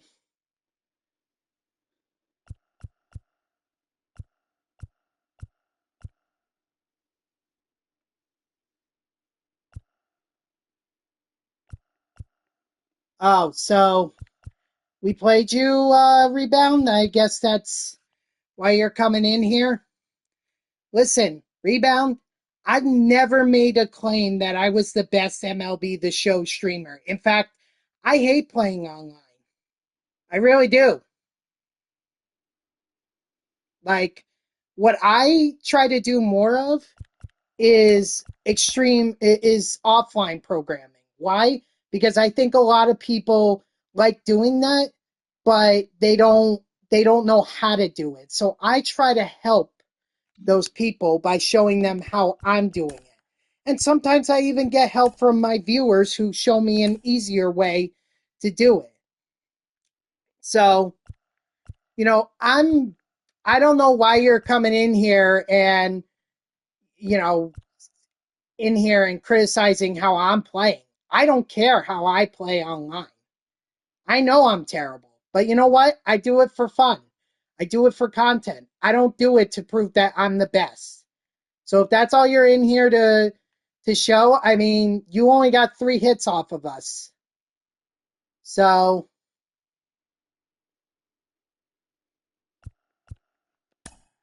I don't care. You want to show. I'm not even sure what you're trying to prove. But I know I couldn't care less about it. So, thank you for your criticism, but as much as I care about it, it's don't care.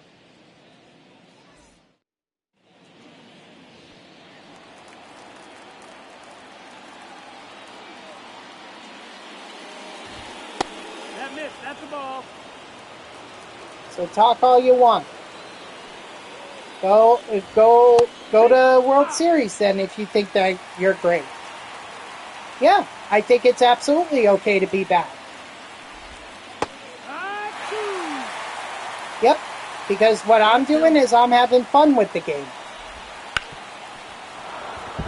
I guess you weren't watching the stream because, see, I was more interested in the conversation that me and Mr. Shelby were having about a lot of things, including the World Series and Met fans not rooting for the Yankees. And we were also talking about how players are being coached at the lower level to throw hard, and it's ruining pitching in the game. So, 1 and 2 to count.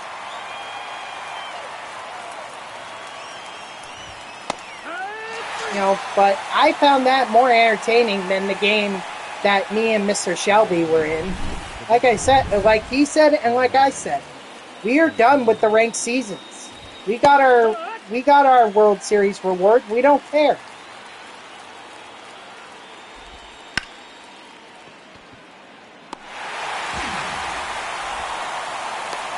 We were just playing just to have fun.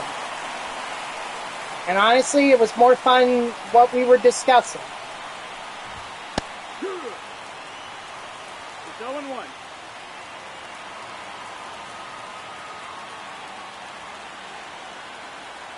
Because I wasn't paying attention to the game. I didn't care. 0 and 2.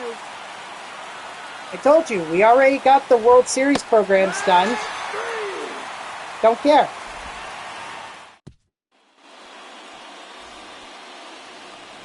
He can run his mouth. I don't care. This is freedom of speech. I've never made claim that I was the greatest ranked seasons or co-op player in the game. Never made that claim. And I never will make that claim. If I even make it to World Series, which I highly doubt I ever will, I mean, that'll be worth celebrating.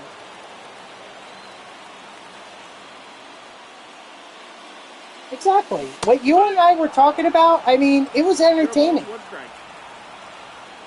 I was more worried about that than what was going on in the game. So we struck out 25 times. It's what it is. Some days you can hit well, some days you can't. We also went up against a tough pitcher in Randy Johnson. Not to mention, our opponents only scored 1 run off of us, and they got 3. So we pitched fine with Donaldson, just made a mistake. That's actually what baseball is, essentially.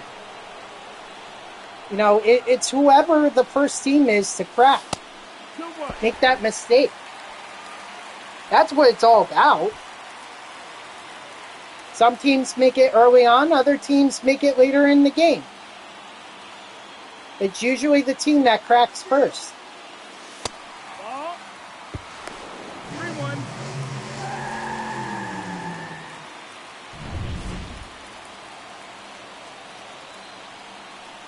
That co-op game meant nothing to me. Just something for me and Mr. Shelby to do together, because he redeemed it.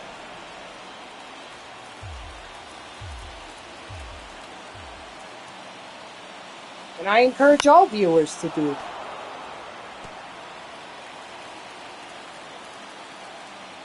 Y'all want to run a co-op game with me? Let's run a co-op game. Y'all want to 1v1 me? Fine. We'll 1v1.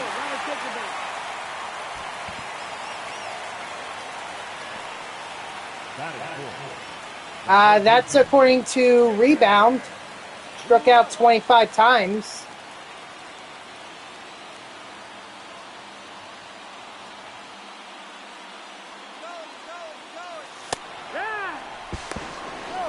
Nice.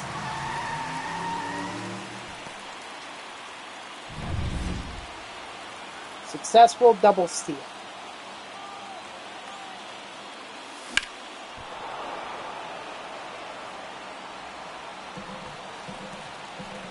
He can do whatever he wants with his channel points. It's his channel points, that's up to him. That's foul.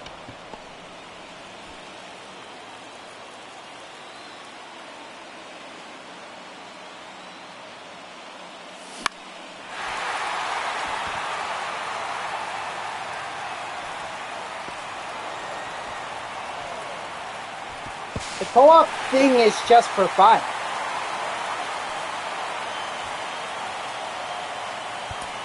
Hold on, I'm not going to make the same mistake I made with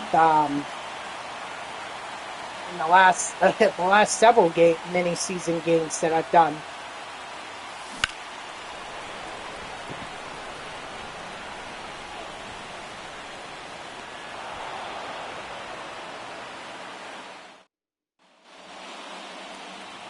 I don't know why you're taking it more seriously than me and Shelby are.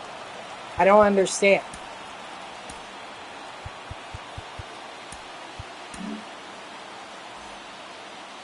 Now pitching.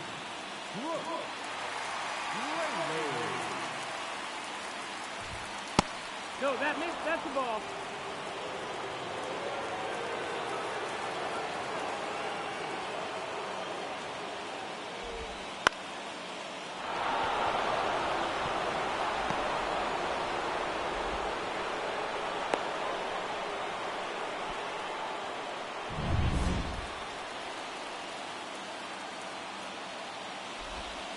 Yeehaw!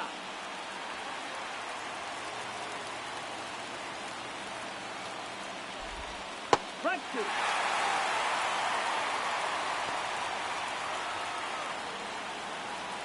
And you know what? I'm proud of those 3 viewers because they're consistently in my stream.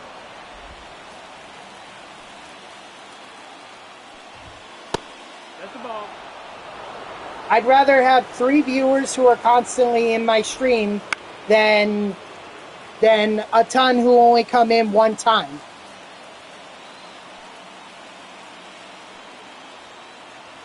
I struck out a ton myself. We both combined for that 25 strikeouts.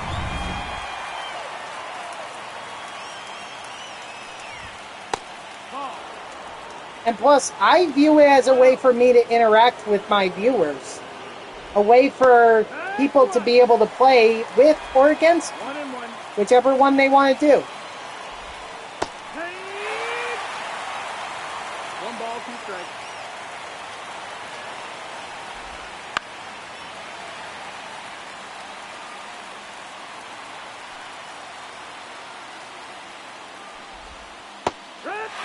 Strike 3, sit down.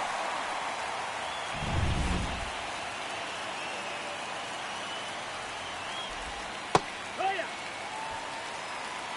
0-1. 2 right. No ball, 2 strikes. Strike 3, sit down. Now pitching, Jeremiah Estrada. I'm going to have to let this pitch go. I didn't want to because I wanted to see if I could get I wanted to swing, but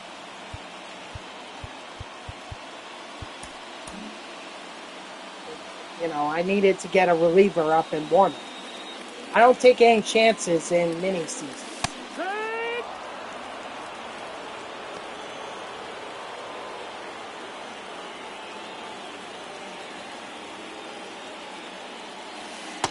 You still haven't explained to me, Rebound, why you're taking it more seriously that we struck out a ton in that game, in that co-op game, than I am.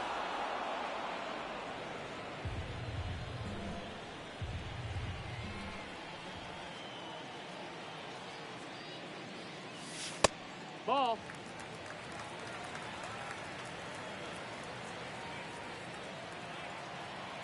Hey, no one said, but you're here. So, but you're here.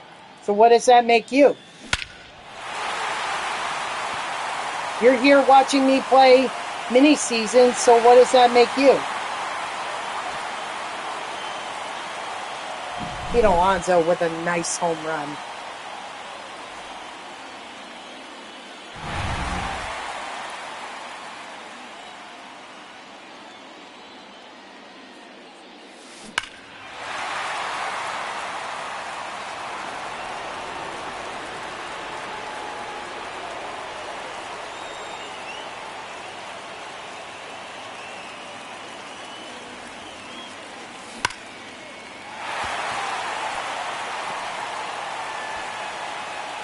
No, I didn't.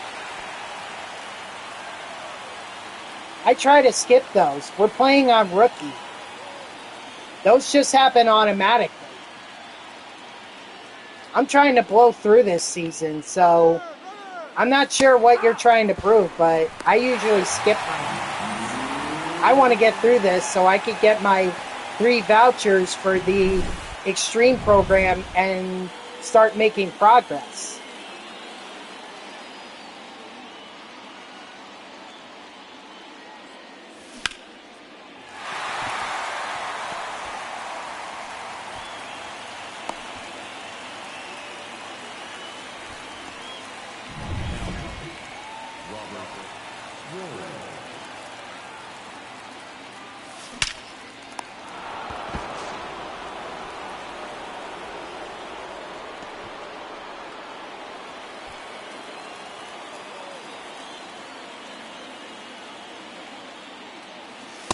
Ball.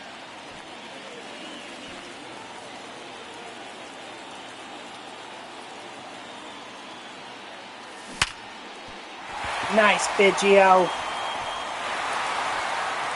Mini seasons is also a great way to get some parallel XP. That's fine.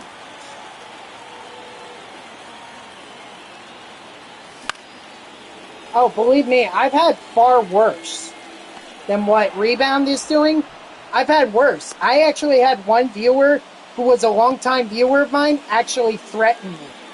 So what Shelby or what Rebound is doing right now, don't care. Hee-haw. 0-1. Don't care. He can say whatever he wants. It doesn't bother me.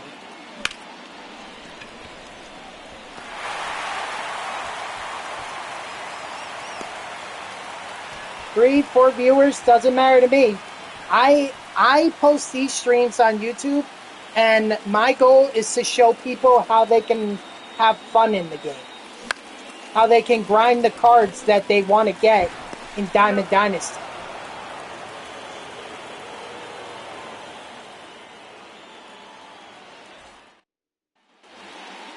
Leading off for the Tigers, the catcher, Salah. And in Mariano Rivera. Get that beautiful save. No better closer. Tag.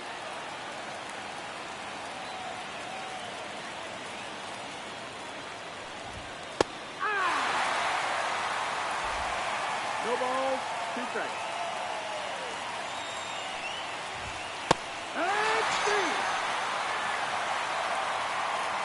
Yep, essentially, Shelby. Yeehaw! No balls, 1 strike.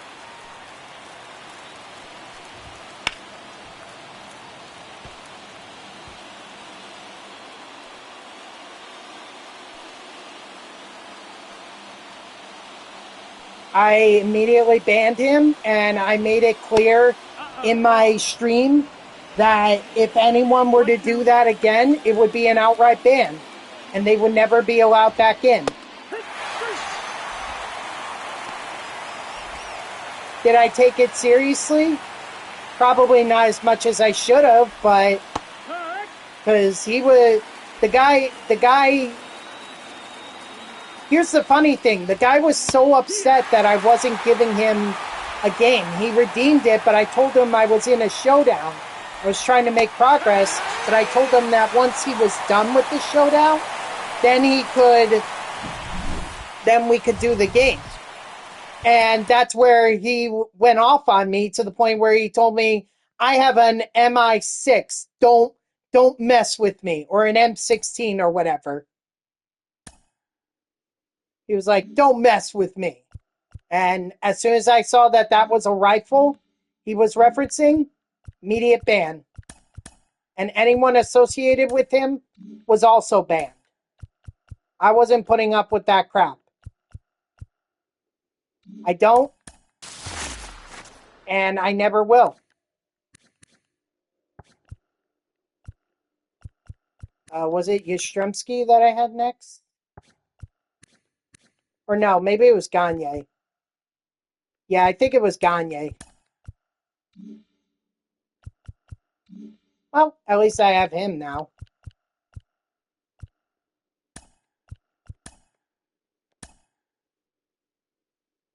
So,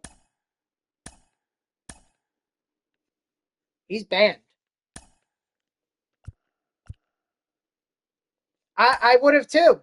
In fact, that was the step that I didn't take. But all I did was just report it to Twitch. Go ahead, shoot. Go ahead. Not literally, but go ahead. Tell what's the funny thing you guys say?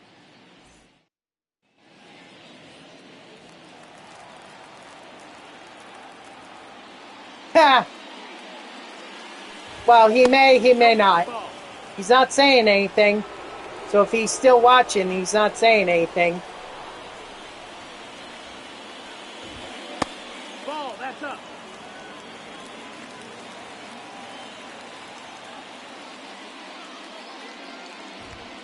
Yeehaw! 2-1.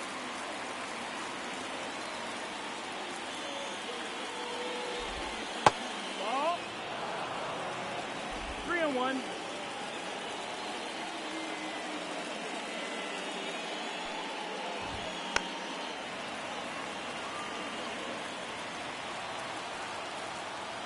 So, I think he's seeing it doesn't bother me. He probably wanted to get under my skin, and you know what? Doesn't bother me. He can talk about my viewers. He can talk about how bad I am at the game. Doesn't bother me. Oh. Never has, never will.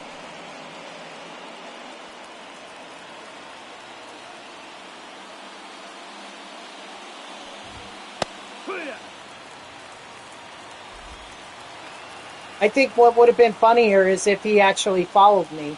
I don't think he did, because I would have gotten the email about it. 0-2.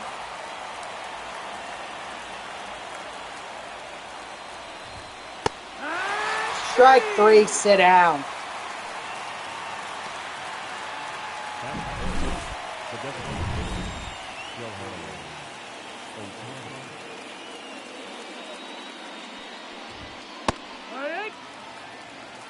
It's 0-1. Yeah, don't bother me, guys. Don't bother me.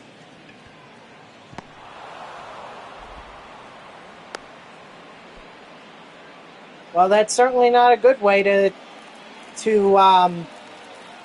try to play me. As I've told people before, you wanna play me, you gotta redeem the channel rewards. But I'm assuming that he was our opponent. He was one of our opponents, as well as I'm assuming his other friend was. The let's see, what was his name?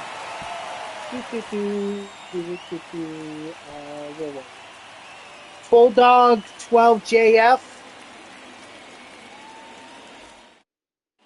Haven't heard from him either.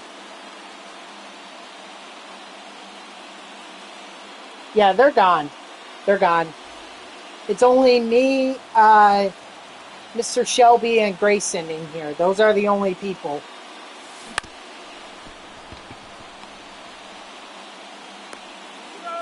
Oh, different names? Oh, okay.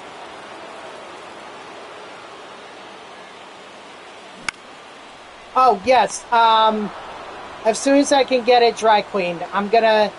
Now that I have some time, now I'm gonna try and figure out how I can get that metal bar out so I can go get it dry cleaned. Once I get it dry cleaned and get it back, that's when I'll add it.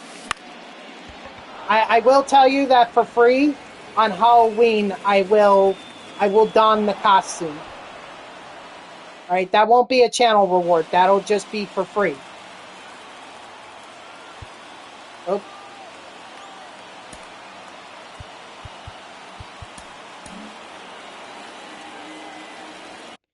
Hold on, guys.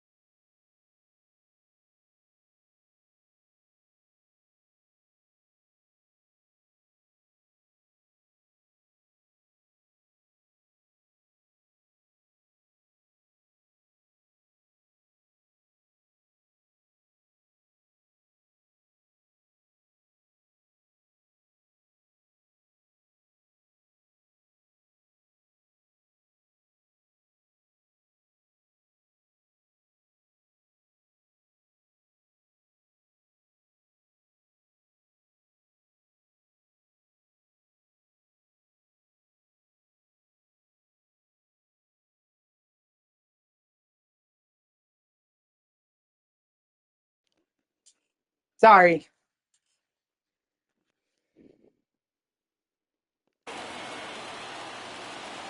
Oh, yeah, I do want to do a mound visit, and then we'll put Aaron Bummer in the game, although not too confident, especially after he gave up that home run to Giant Damon.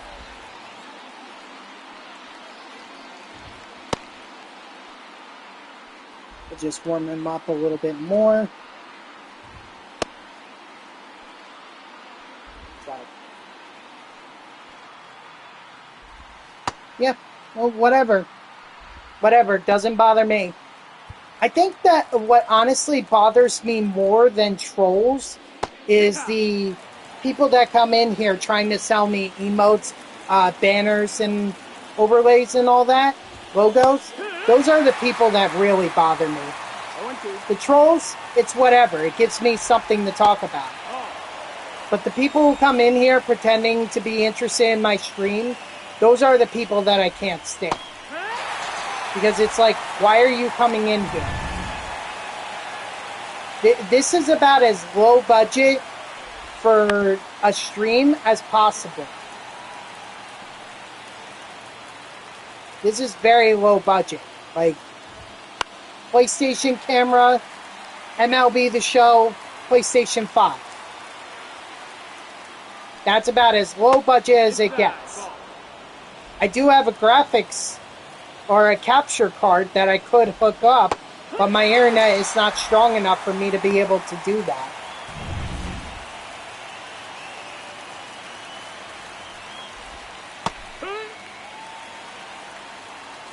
So, those are the people I can't stand. Trolls? Whatever. Right? Doesn't bother me.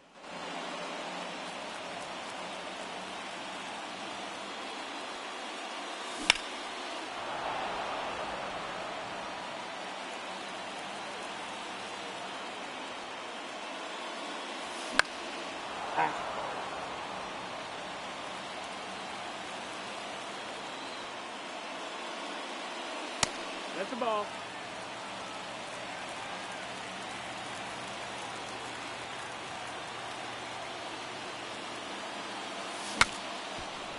Dang. Oh wait, why did I bring up... Oh my gosh. I didn't realize the score. Otherwise I wouldn't have brought out... Bummer. Darn it. Let's see.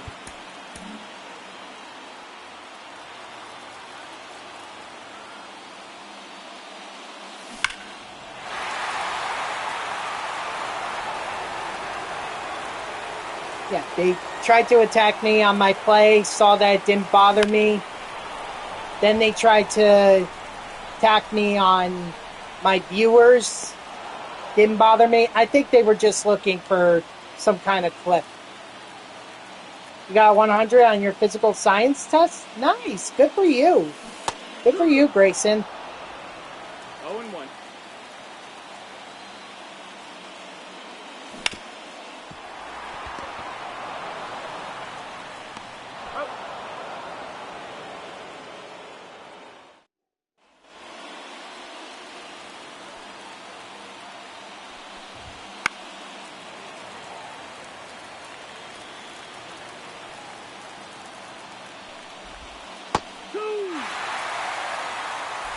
No balls, 2 strikes.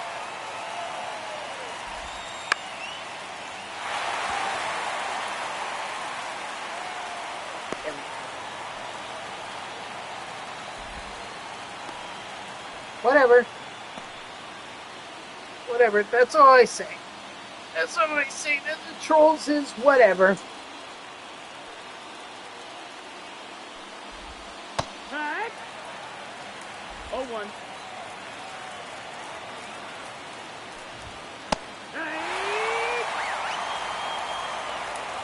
Strike 3, sit down.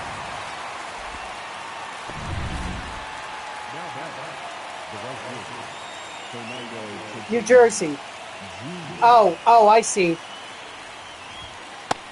Oh, I'm sorry. You were asking Grayson. 0 balls, 1 strike.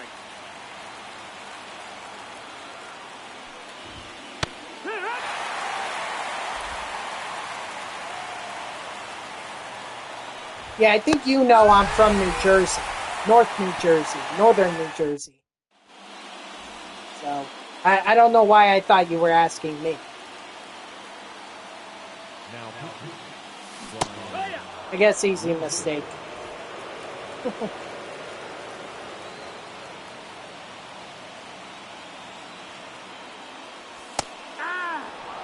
Ooh, that was a good strike.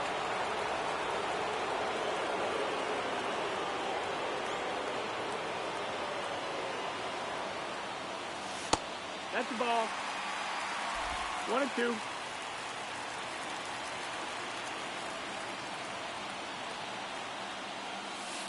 No, that missed. That's the ball. And then those trolls tried to attack my content without even realizing what it was that I was trying to do. That's the other thing. They didn't, like, I'm doing the extremes mini seasons. Generally speaking, I wouldn't even do mini seasons on stream if it wasn't related to whatever I was trying to grind.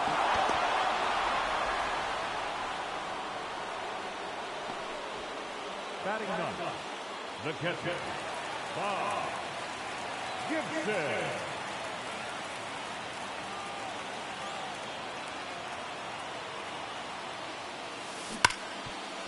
Ah. Damn, can't get a hit today with my squad.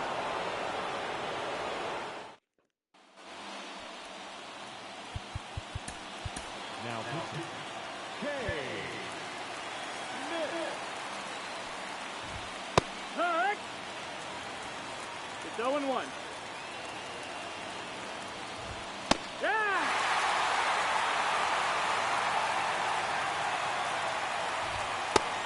Strike 3, sit down.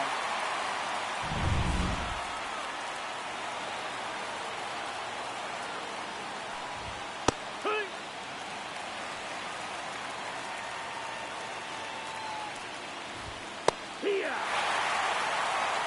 0-2. Now the whole neighborhood of dogs is barking outside my house. It's not pleasant for my brother. He's very upset right now. Nope, that's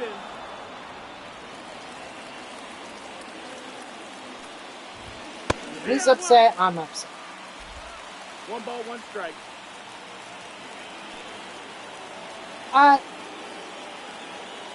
Oh, you're talking to Shelby again. I keep forgetting that this is a conversation between you two guys. I keep forgetting That's the that. ball. 2 balls, 2 strikes.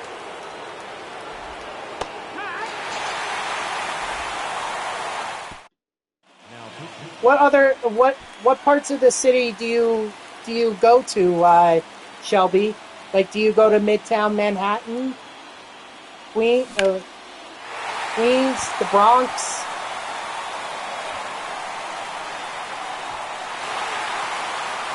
Attaboy, Biggio.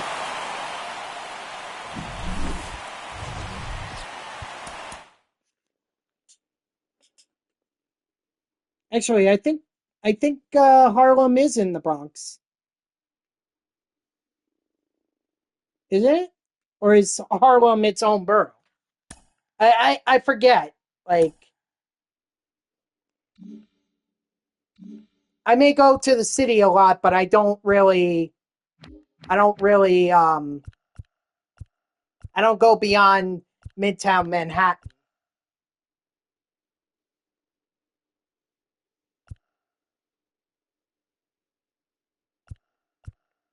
Oh, so you're in the Manhattan borough. Got it. Got it. Got it. Yeah, it's the Bronx. I know 3 of them. You have the Bronx, Queens, Manhattan.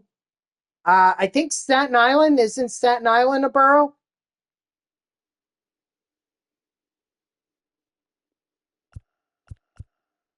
I don't know New York City as well as I probably should, but that's okay.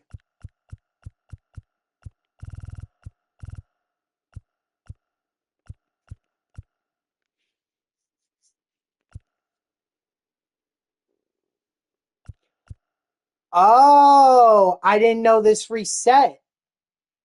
Ah, well, that makes things more interesting.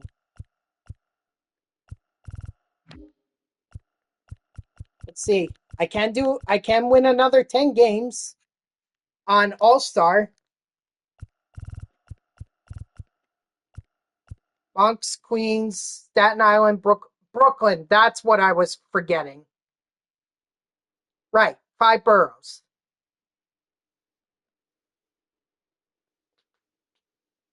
Yeah, like I said, I should know New York City better considering I commute there like 5 times a week, but I I forget.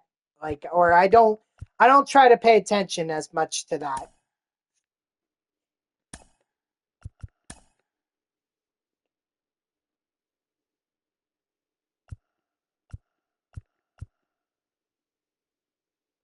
Ooh, Gamer just got Alfonso Soriano. Nice.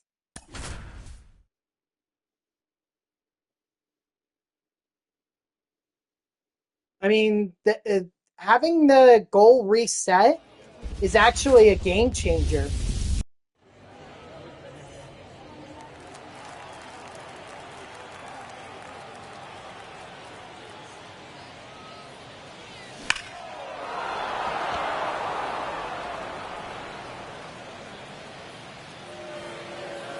Right.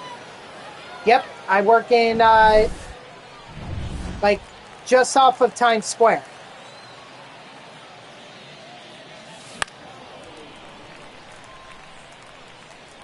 Like if I were to take a subway, where I would get off is Rockefeller Center.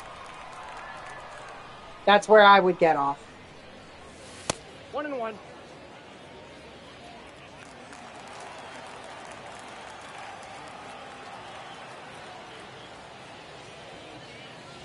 Aye. 1 ball, 2 strikes. Two balls, 2 strikes. Yeah, I mean, it's not just a New York City thing. It's also Chicago. I mean, Chicago probably has it far worse than New York City does. But Chicago has it. LA has it. Aye. 0-1.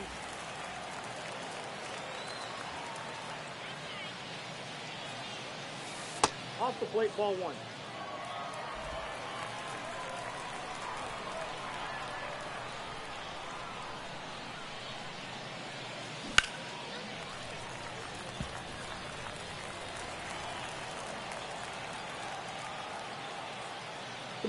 To be totally honest, I mean, I'm not sure.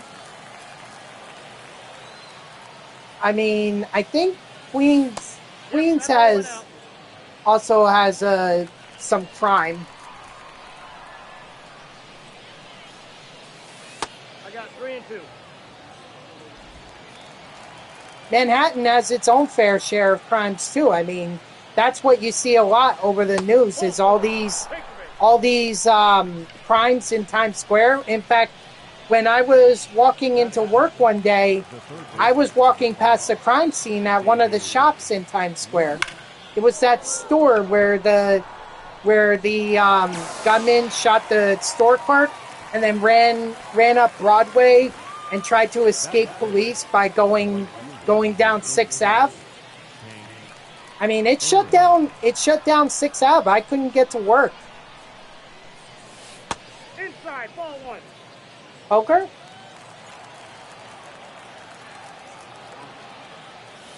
Ball, that's out.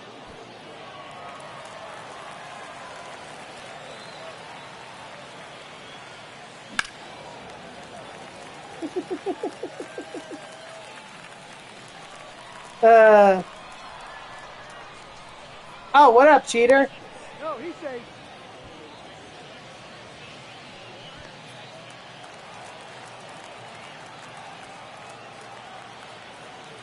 I'm sorry, I thought that was Grayson who said poker. 2-2 the count.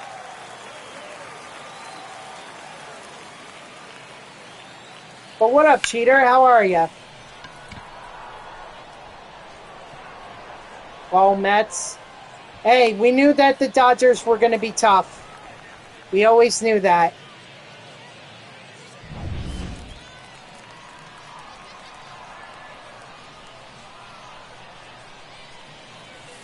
I mean, the fact that they even took them 6 games.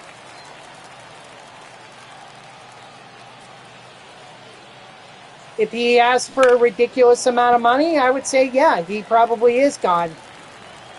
But honestly, what I'd be doing is I'd be moving Vientos over to first if we miss out on Alonso. 2 balls, 2 strikes.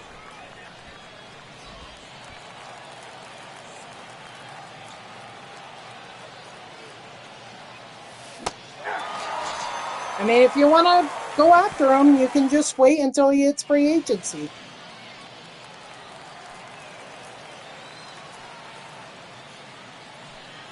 Hey, it was fun. It was fun being Grimace.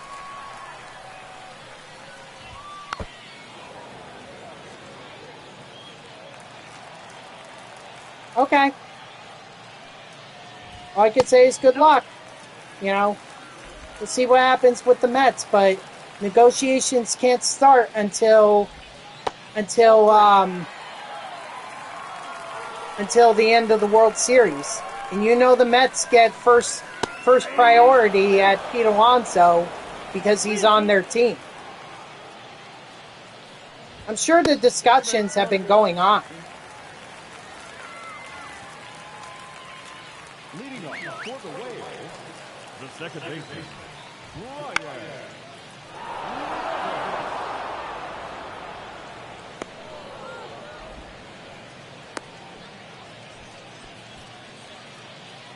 Batting third. Seems like poor waste of tax dollar or poor use of tax dollars to me, but I mean, it's not my taxpayer money.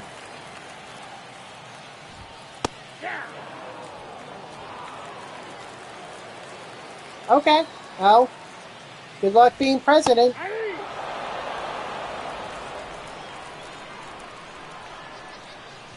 Just know you gotta wait till you're 35.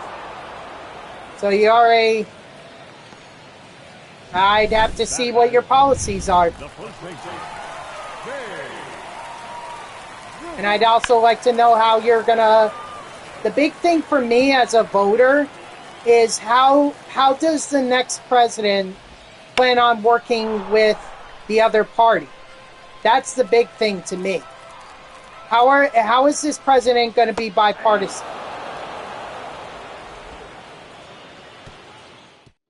Now pitching, Manny Machado. And if they can't answer that, then I'm not voting for them.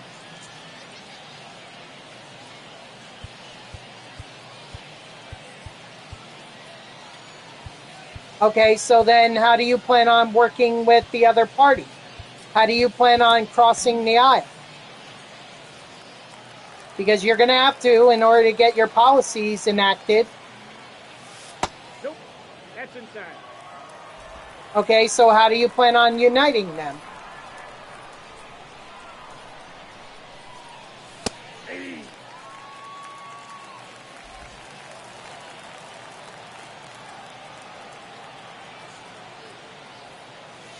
Oh, that's up there. You know, it's everyone promises unity until they get into office, and then they realize just how difficult it is. For me as a voter, I want to know how you're going to work to enact your policies with bipartisan support. And if you can't promise me that, then, okay, so common ground on what? Hey! All ones the count.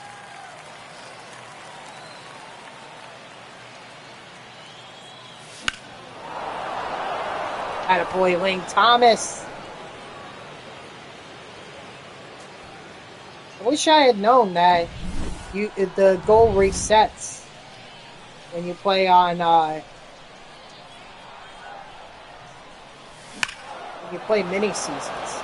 Because I would have been playing on All-Star this entire time.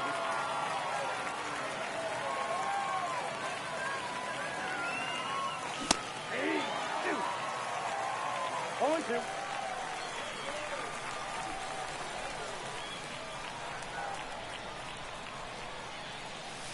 All one. Okay, so like what?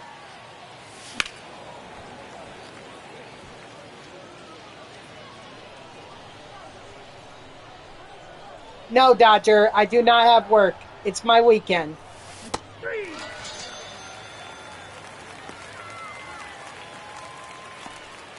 Now pitching.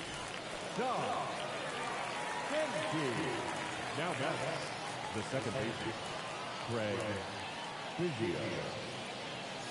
I mean, the way you're dancing around my question is certainly, you certainly have the demeanor of a politician. Ball, that's too high. Veterans care and public safety. Okay, so when you say infrastructure improvement, what do you mean?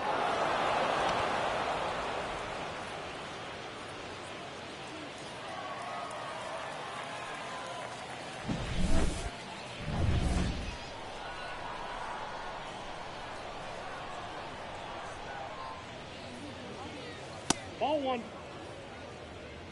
Counts 1-0. That's not how it works, cheater. As a voter, I want you to present your policies to me before I vote for you. The batter, number 7, designated hitter, Corbin Carroll. I gave you a new question. I asked you about infrastructure improvement. So what do you plan on doing? How do you plan on being bipartisan about that? Ball one. Listen, Shelby, I'm from New Jersey. We know nothing. We don't know how to talk to people other than being frank. 1 ball, 2 strikes. Acting like CNN. I'm asking questions as a voter. I'm asking for specifics. If Kamala Harris or Donald Trump were in front of me, I'd be asking them the same thing.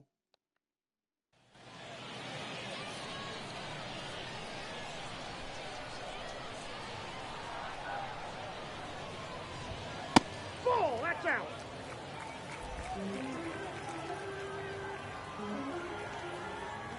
So we were talking, you said that infrastructure improvement was a issue that you feel like you could get bipartisan support on. Okay, so what do you mean by infrastructure improvement?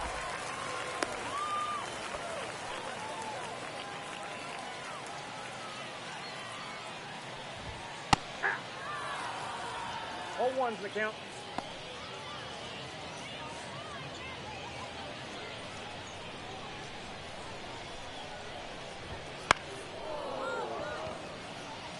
Well, Shelby, the thing is, I do work in media.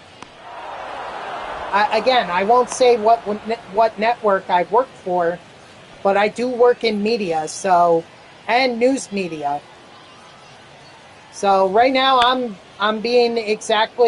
actually doing exactly what my job pays me to do. Ball two is the count. Although I'm not getting paid for this. That's the thing. This is my off time. Ball, that's out. But I'm just acting like how I'm supposed to work. You know, ask questions, ask specifics. The American people ought to get an answer, the way I see it.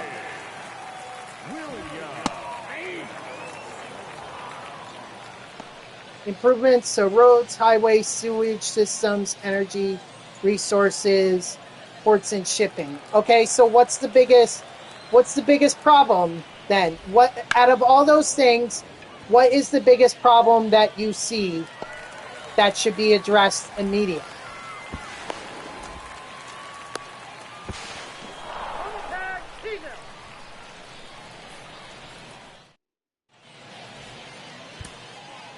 Now Jose Trevino. Ports and shipping? Okay, so what? Okay, so how do you plan on improving them then?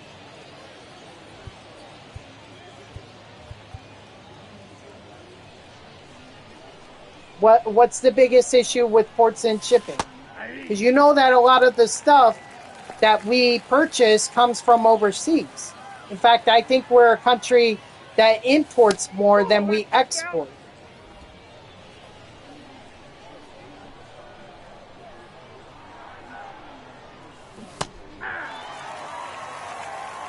1 ball, 2 strikes. That's in. Ball 2.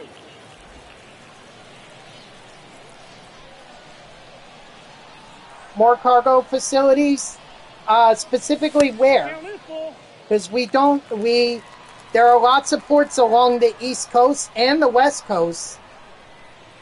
So I'm not sure where else you can get, what other, like, where else would you add ports? Or expand routes?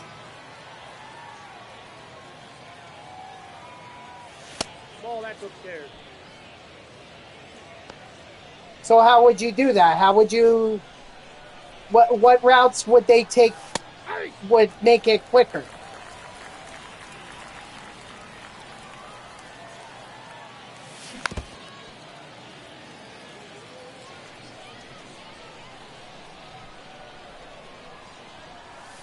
Nope, outside.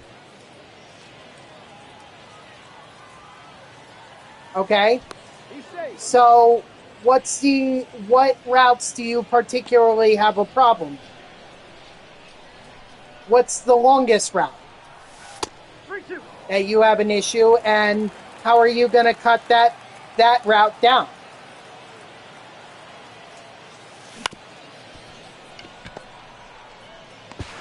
He's out.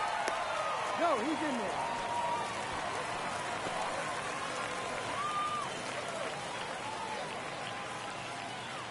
No, he's safe.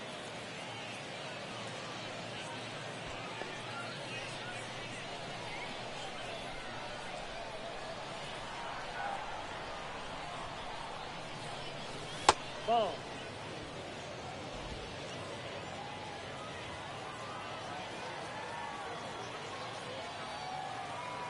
Okay, so let's go globally then, because a lot of the trade comes from overseas. So globally, what do you see as the longest route, and how do you plan on cutting it down? 2 strikes.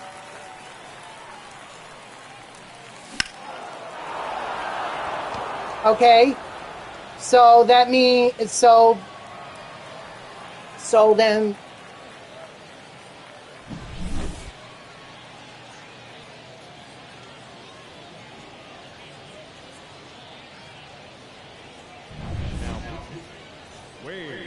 I thought so.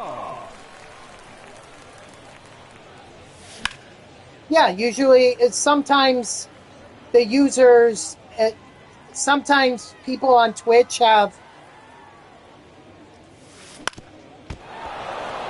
like different He's good. different usernames than their gamer tags, but I thought they were our opponents. I figured they were.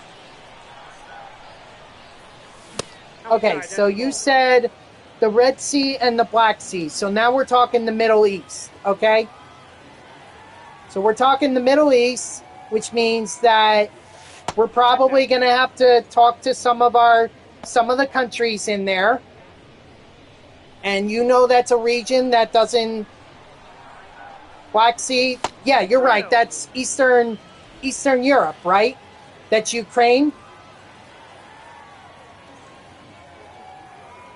But you said the Red Sea, which is the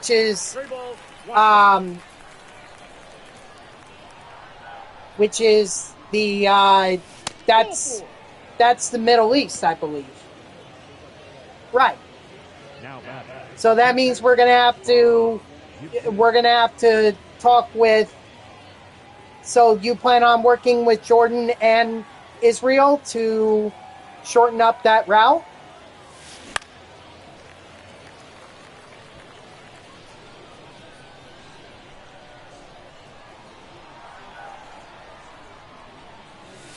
That's outside.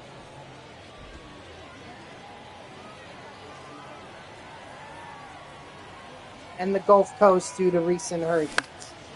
Okay.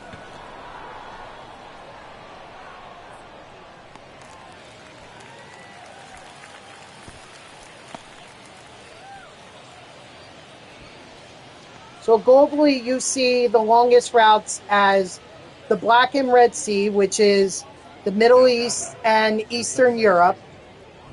Hold on. And now nationwide, you're saying the Gulf Coast, but you haven't answered my question. So you established that they were the longest routes.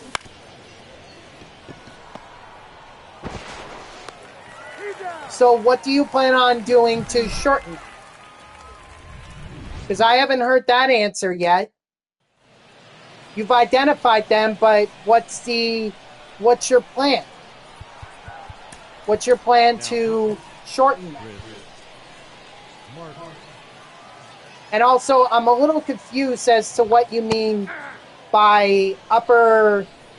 You said hold on, upper east of the U.S. by Canada and Maine, and the Gulf Coast due to recent hurricanes. Okay. Oh, dang. I got a pitch clock violation. Right, okay. So, to me, that's not good enough. I want details. And so, okay, so you see those as the biggest problem. So what would you do to improve it? What would you do to improve it?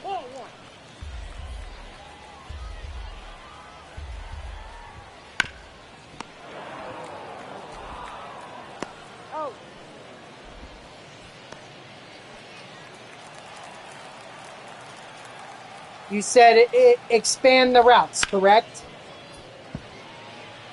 Or expand the ports? Okay. So, do you have an estimation as to how long that's going to take? Do you have an estimation as to how much money that's going to cost? Do you have an estimation as to whether or not that's going to impact the ports intake currently? If you want, I can repeat those three questions because I know they were bing, bang, boom right there. So if you want, I can re-ask them if you need me to.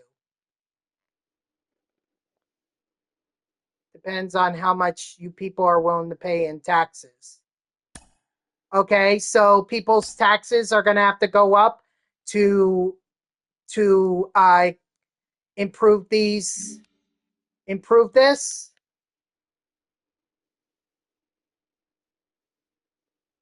Not too much.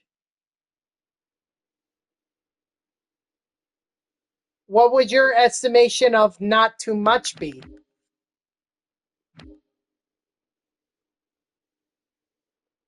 And what's your estimation of a period of time?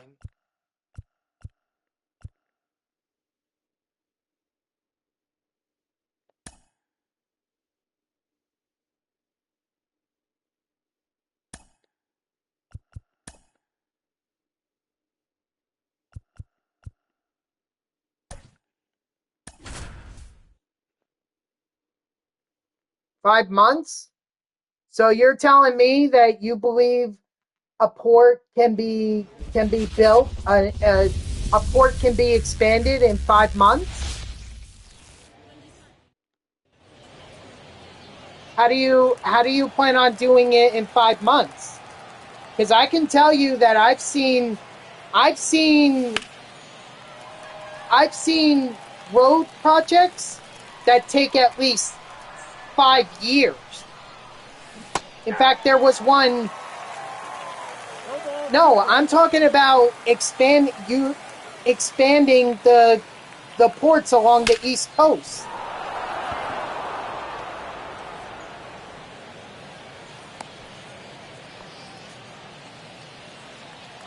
But wouldn't you have already consulted with the engineers about this plan?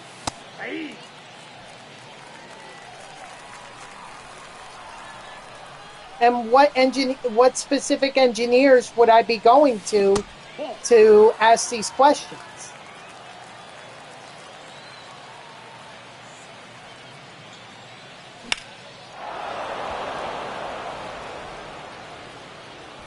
Nice, Ricky.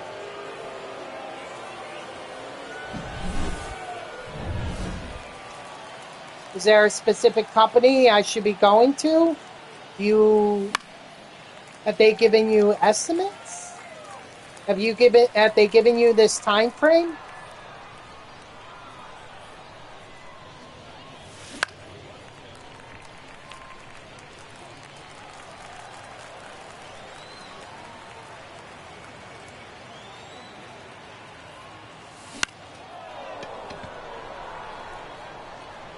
This will likely be my last game, by the way. This game right here.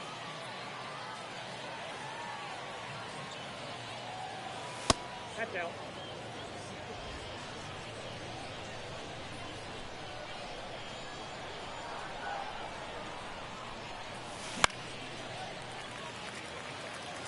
Okay.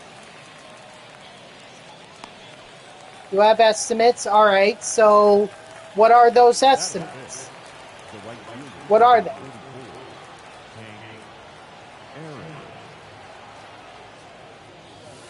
Outside, that's a ball. A few years? And by a few, I'm assuming you mean 2 to 3? At 3 hours. This'll be... This... Hey!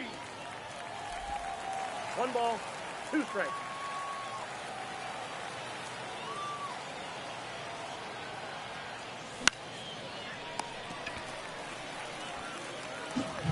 Except I'm trying to get specifics, and you haven't given me specifics.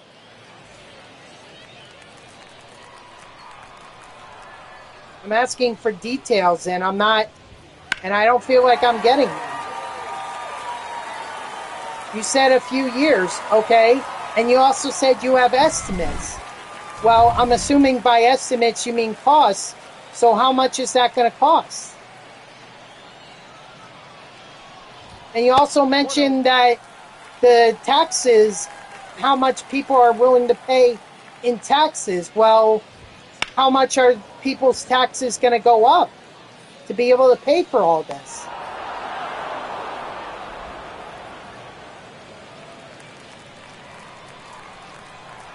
You didn't answer that question. And I know I posed it to you. It will be low because of inflation. So you're just going to tell me, you're just going to answer my question with, I can't tell you?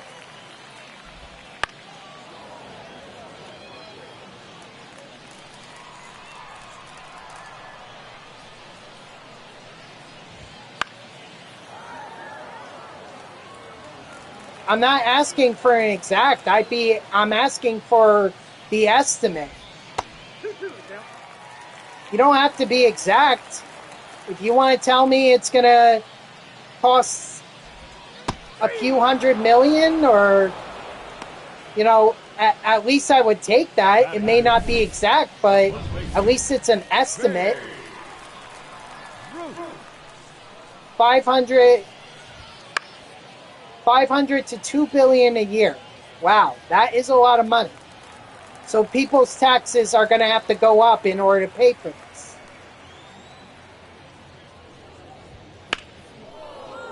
Not really something as a voter I want to hear. Because I'm already dealing with paying for groceries, paying for gas, paying for insurance. I got to pay for stuff for Christmas. Prices are going to be going up. Now pitching, John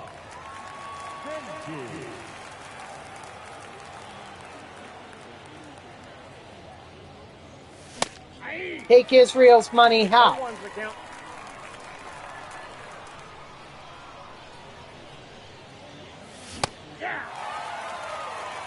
You could do it little by little. You know, maybe one project here that if it can be paid for, then you can do it. Ball, that's outside.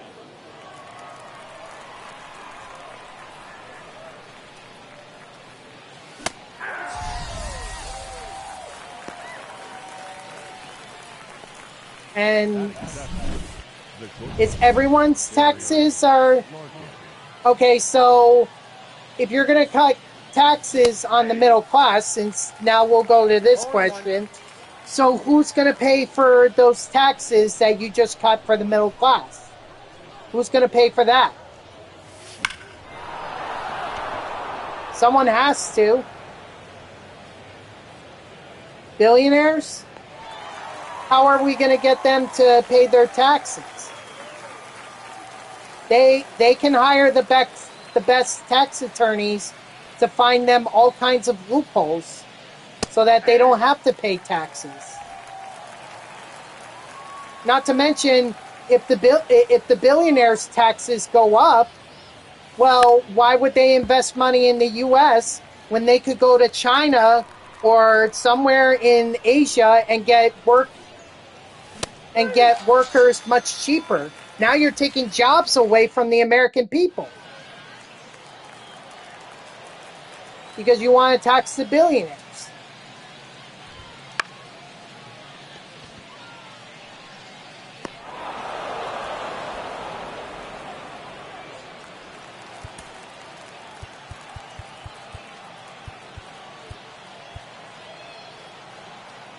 We'll let Zach Greinke go another.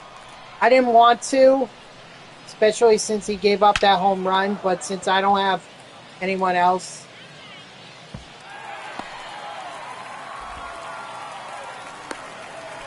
Except they can hire the best tax attorneys, and they can figure out how they don't have to pay those taxes.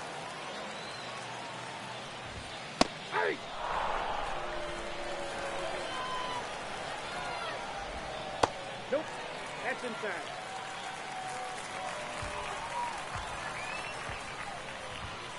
Ball up there.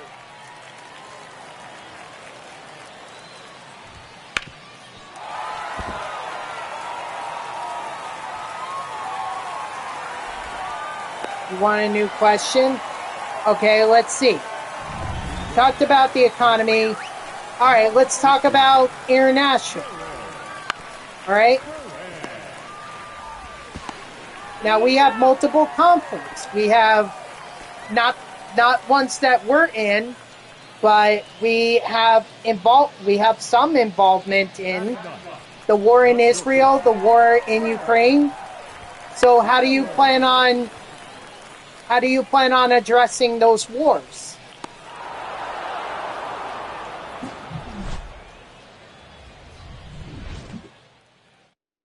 Now pitching, Manny Machado.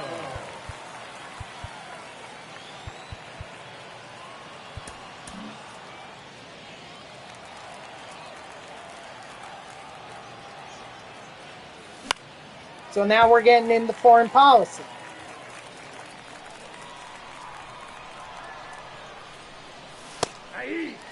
Education system and healthcare. Okay, so people's taxes are going to go up.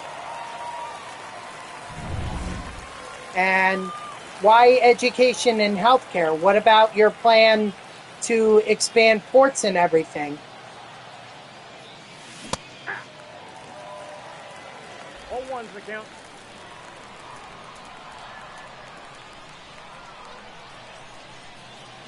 Ball one. That's economy. That's a big issue. In fact, it's the #1 issue in this election, the economy. But, all right, so let's focus on education. What are you going to do to improve the education system? What are the biggest problems you see?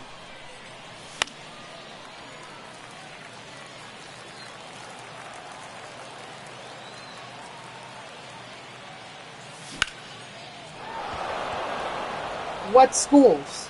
Do you mean public schools? Do you mean private schools? Now back, designated hitter, Corbin Carroll. Okay, so let's talk about the economy. Safe. Yeah, it's getting dark here too.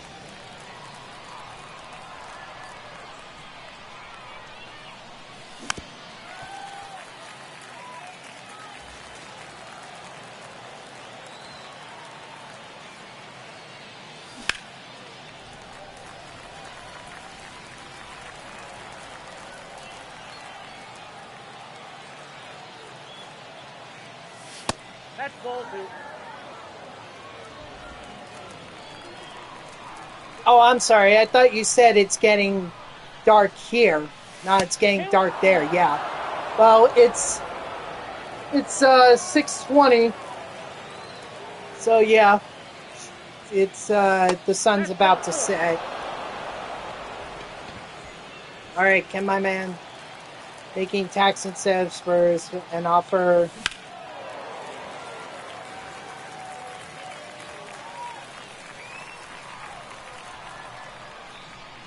Small businesses, okay.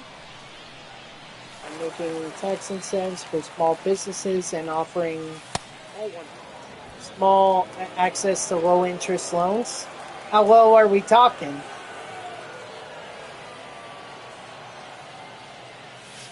Ball.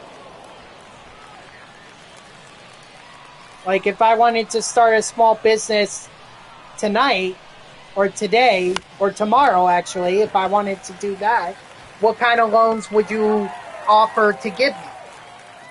Or what kind of loan interest would you give me?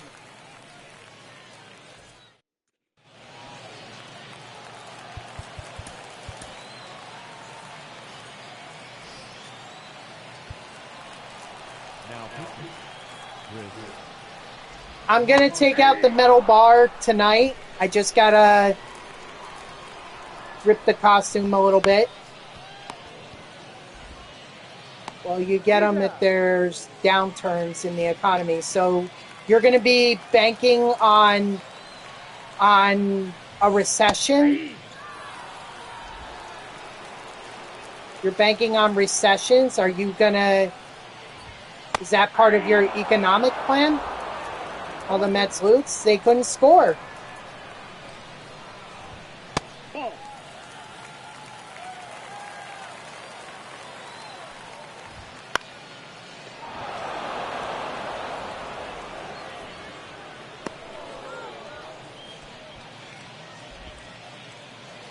I could turn on a light just so I could get a little bit more lighting.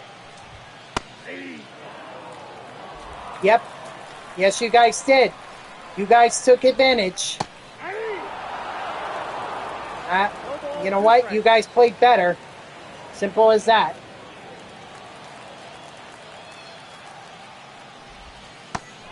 Strike three, sit down. now pitching. Tax reform? Okay, so we're back to taxes now. So what kind of reform are you thinking? Ball, that's off the plate.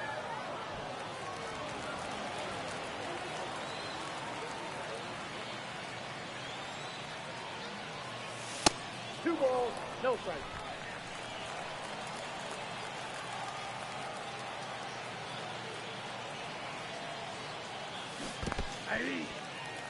Reduce corporate tax rates to attract investment and provide tax cuts to middle-class families to boost.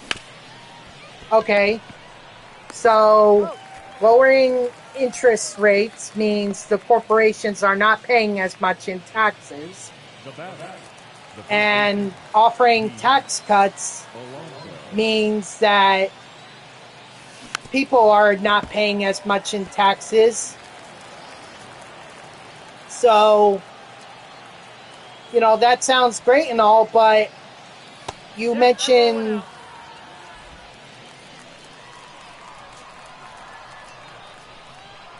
spending investment while also funding. I'm not sure how you can fund government programs if you're cutting taxes. If there's no tax dollars, or if the government is not taking tax dollars in, it's going to be a lot. I'm out.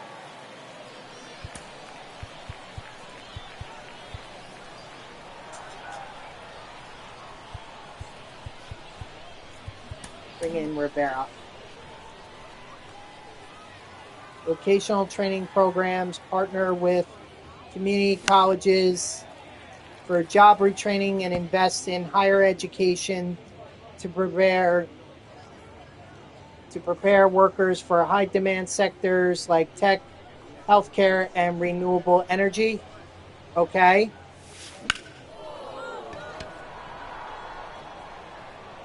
But you need tax dollars to be able to do that.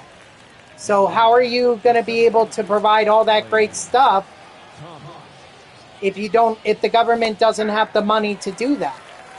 0-1.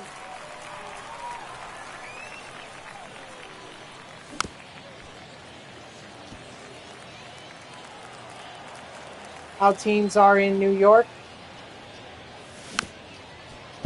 What do you mean, Dodger? Encourage trade and exports too. Encourage trade with who exactly? Trade agreements that favor U.S. industries, reduce trade barriers, and help American businesses access global markets. Well, the second biggest economy to the U.S. is China. So how do you plan on negotiating with China so that they take more in from us? You know China is an adversary of ours, correct? So how do you plan on expanding that global market? Trick them? Trick them. Ball, that's just out.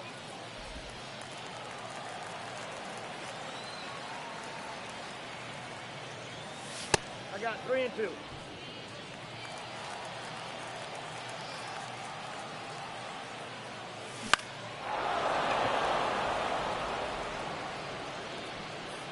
Ah, darn it.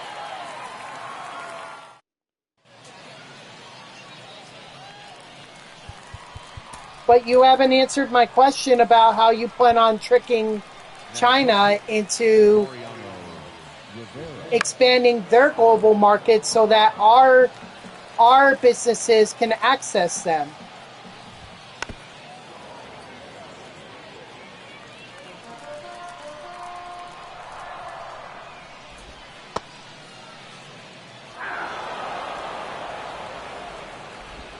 Strike 3, sit down. Improve energy efficiency and offer tax incentives while ensuring a stable supply of oil and gas in short term. So, okay. So you're going to try and balance. You're going to try and balance having renewable energy versus non-renewable energy. 1 ball, 2 strikes. Okay. And I mean, the state of New Jersey is attempting to install wind farms off our shore, but Republican lawmaker Jeff Van Drew is pushing back against that because he says that the wind farm is bad for whales. So how do you convince someone like him to support clean energy? Ball, that's outside.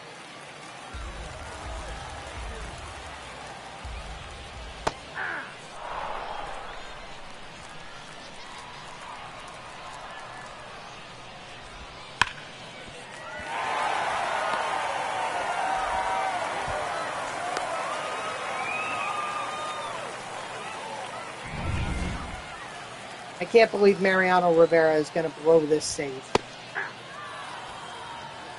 0-1. So you're going to insult him.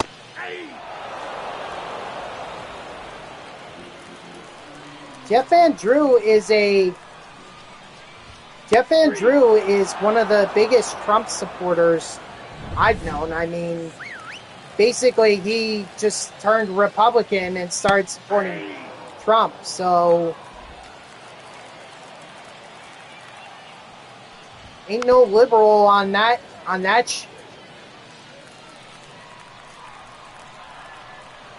That's not him being liberal. Nope.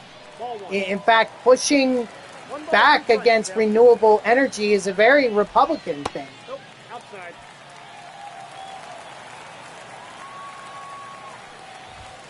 Three.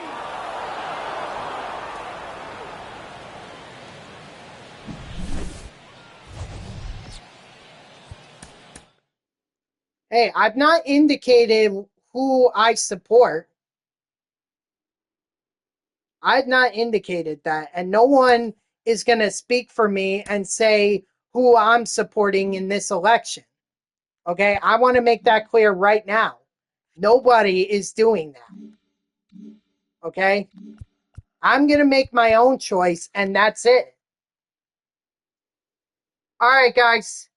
I got to end the conversation here because now I'm pushing at 3:12 and I need to get moving. Or I need to get going. So that'll do it for me, guys. Thank you to everyone who tuned in. Even if it was only for a moment, I greatly appreciate it. If you haven't done so already, please be sure to follow me here on Twitch and or subscribe. Either one would make me a happy person. If you're watching this on YouTube, I thank you so much for tuning in. I hope that you like the video and subscribe to my channel. And if you want to know when I go live, you can follow me on X at TTV NextJGGen24. It's my gamer tag that's in the upper left there. So go give me a follow. I'll usually post whenever I go live. You can also turn on notifications here on Twitch. That way Twitch sends you an email every time I start a stream. So I'm glad that I realized that the mission was reset about the voucher, because now I will continue to play on All-Star. I'm not sure if it's going to carry over to the next season. I guess I'll just have to find that out.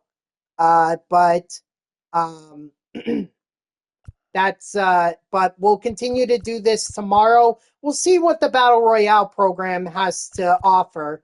If there are no really new card, or if there are no cards that I'm really interested in grabbing, then I'm not really gonna I'm not gonna waste my time grinding it. But we'll see. So I hope you'll tune in tomorrow at 3 p.m. Eastern for more grinding of the Extreme program. And until then, guys, have a good night.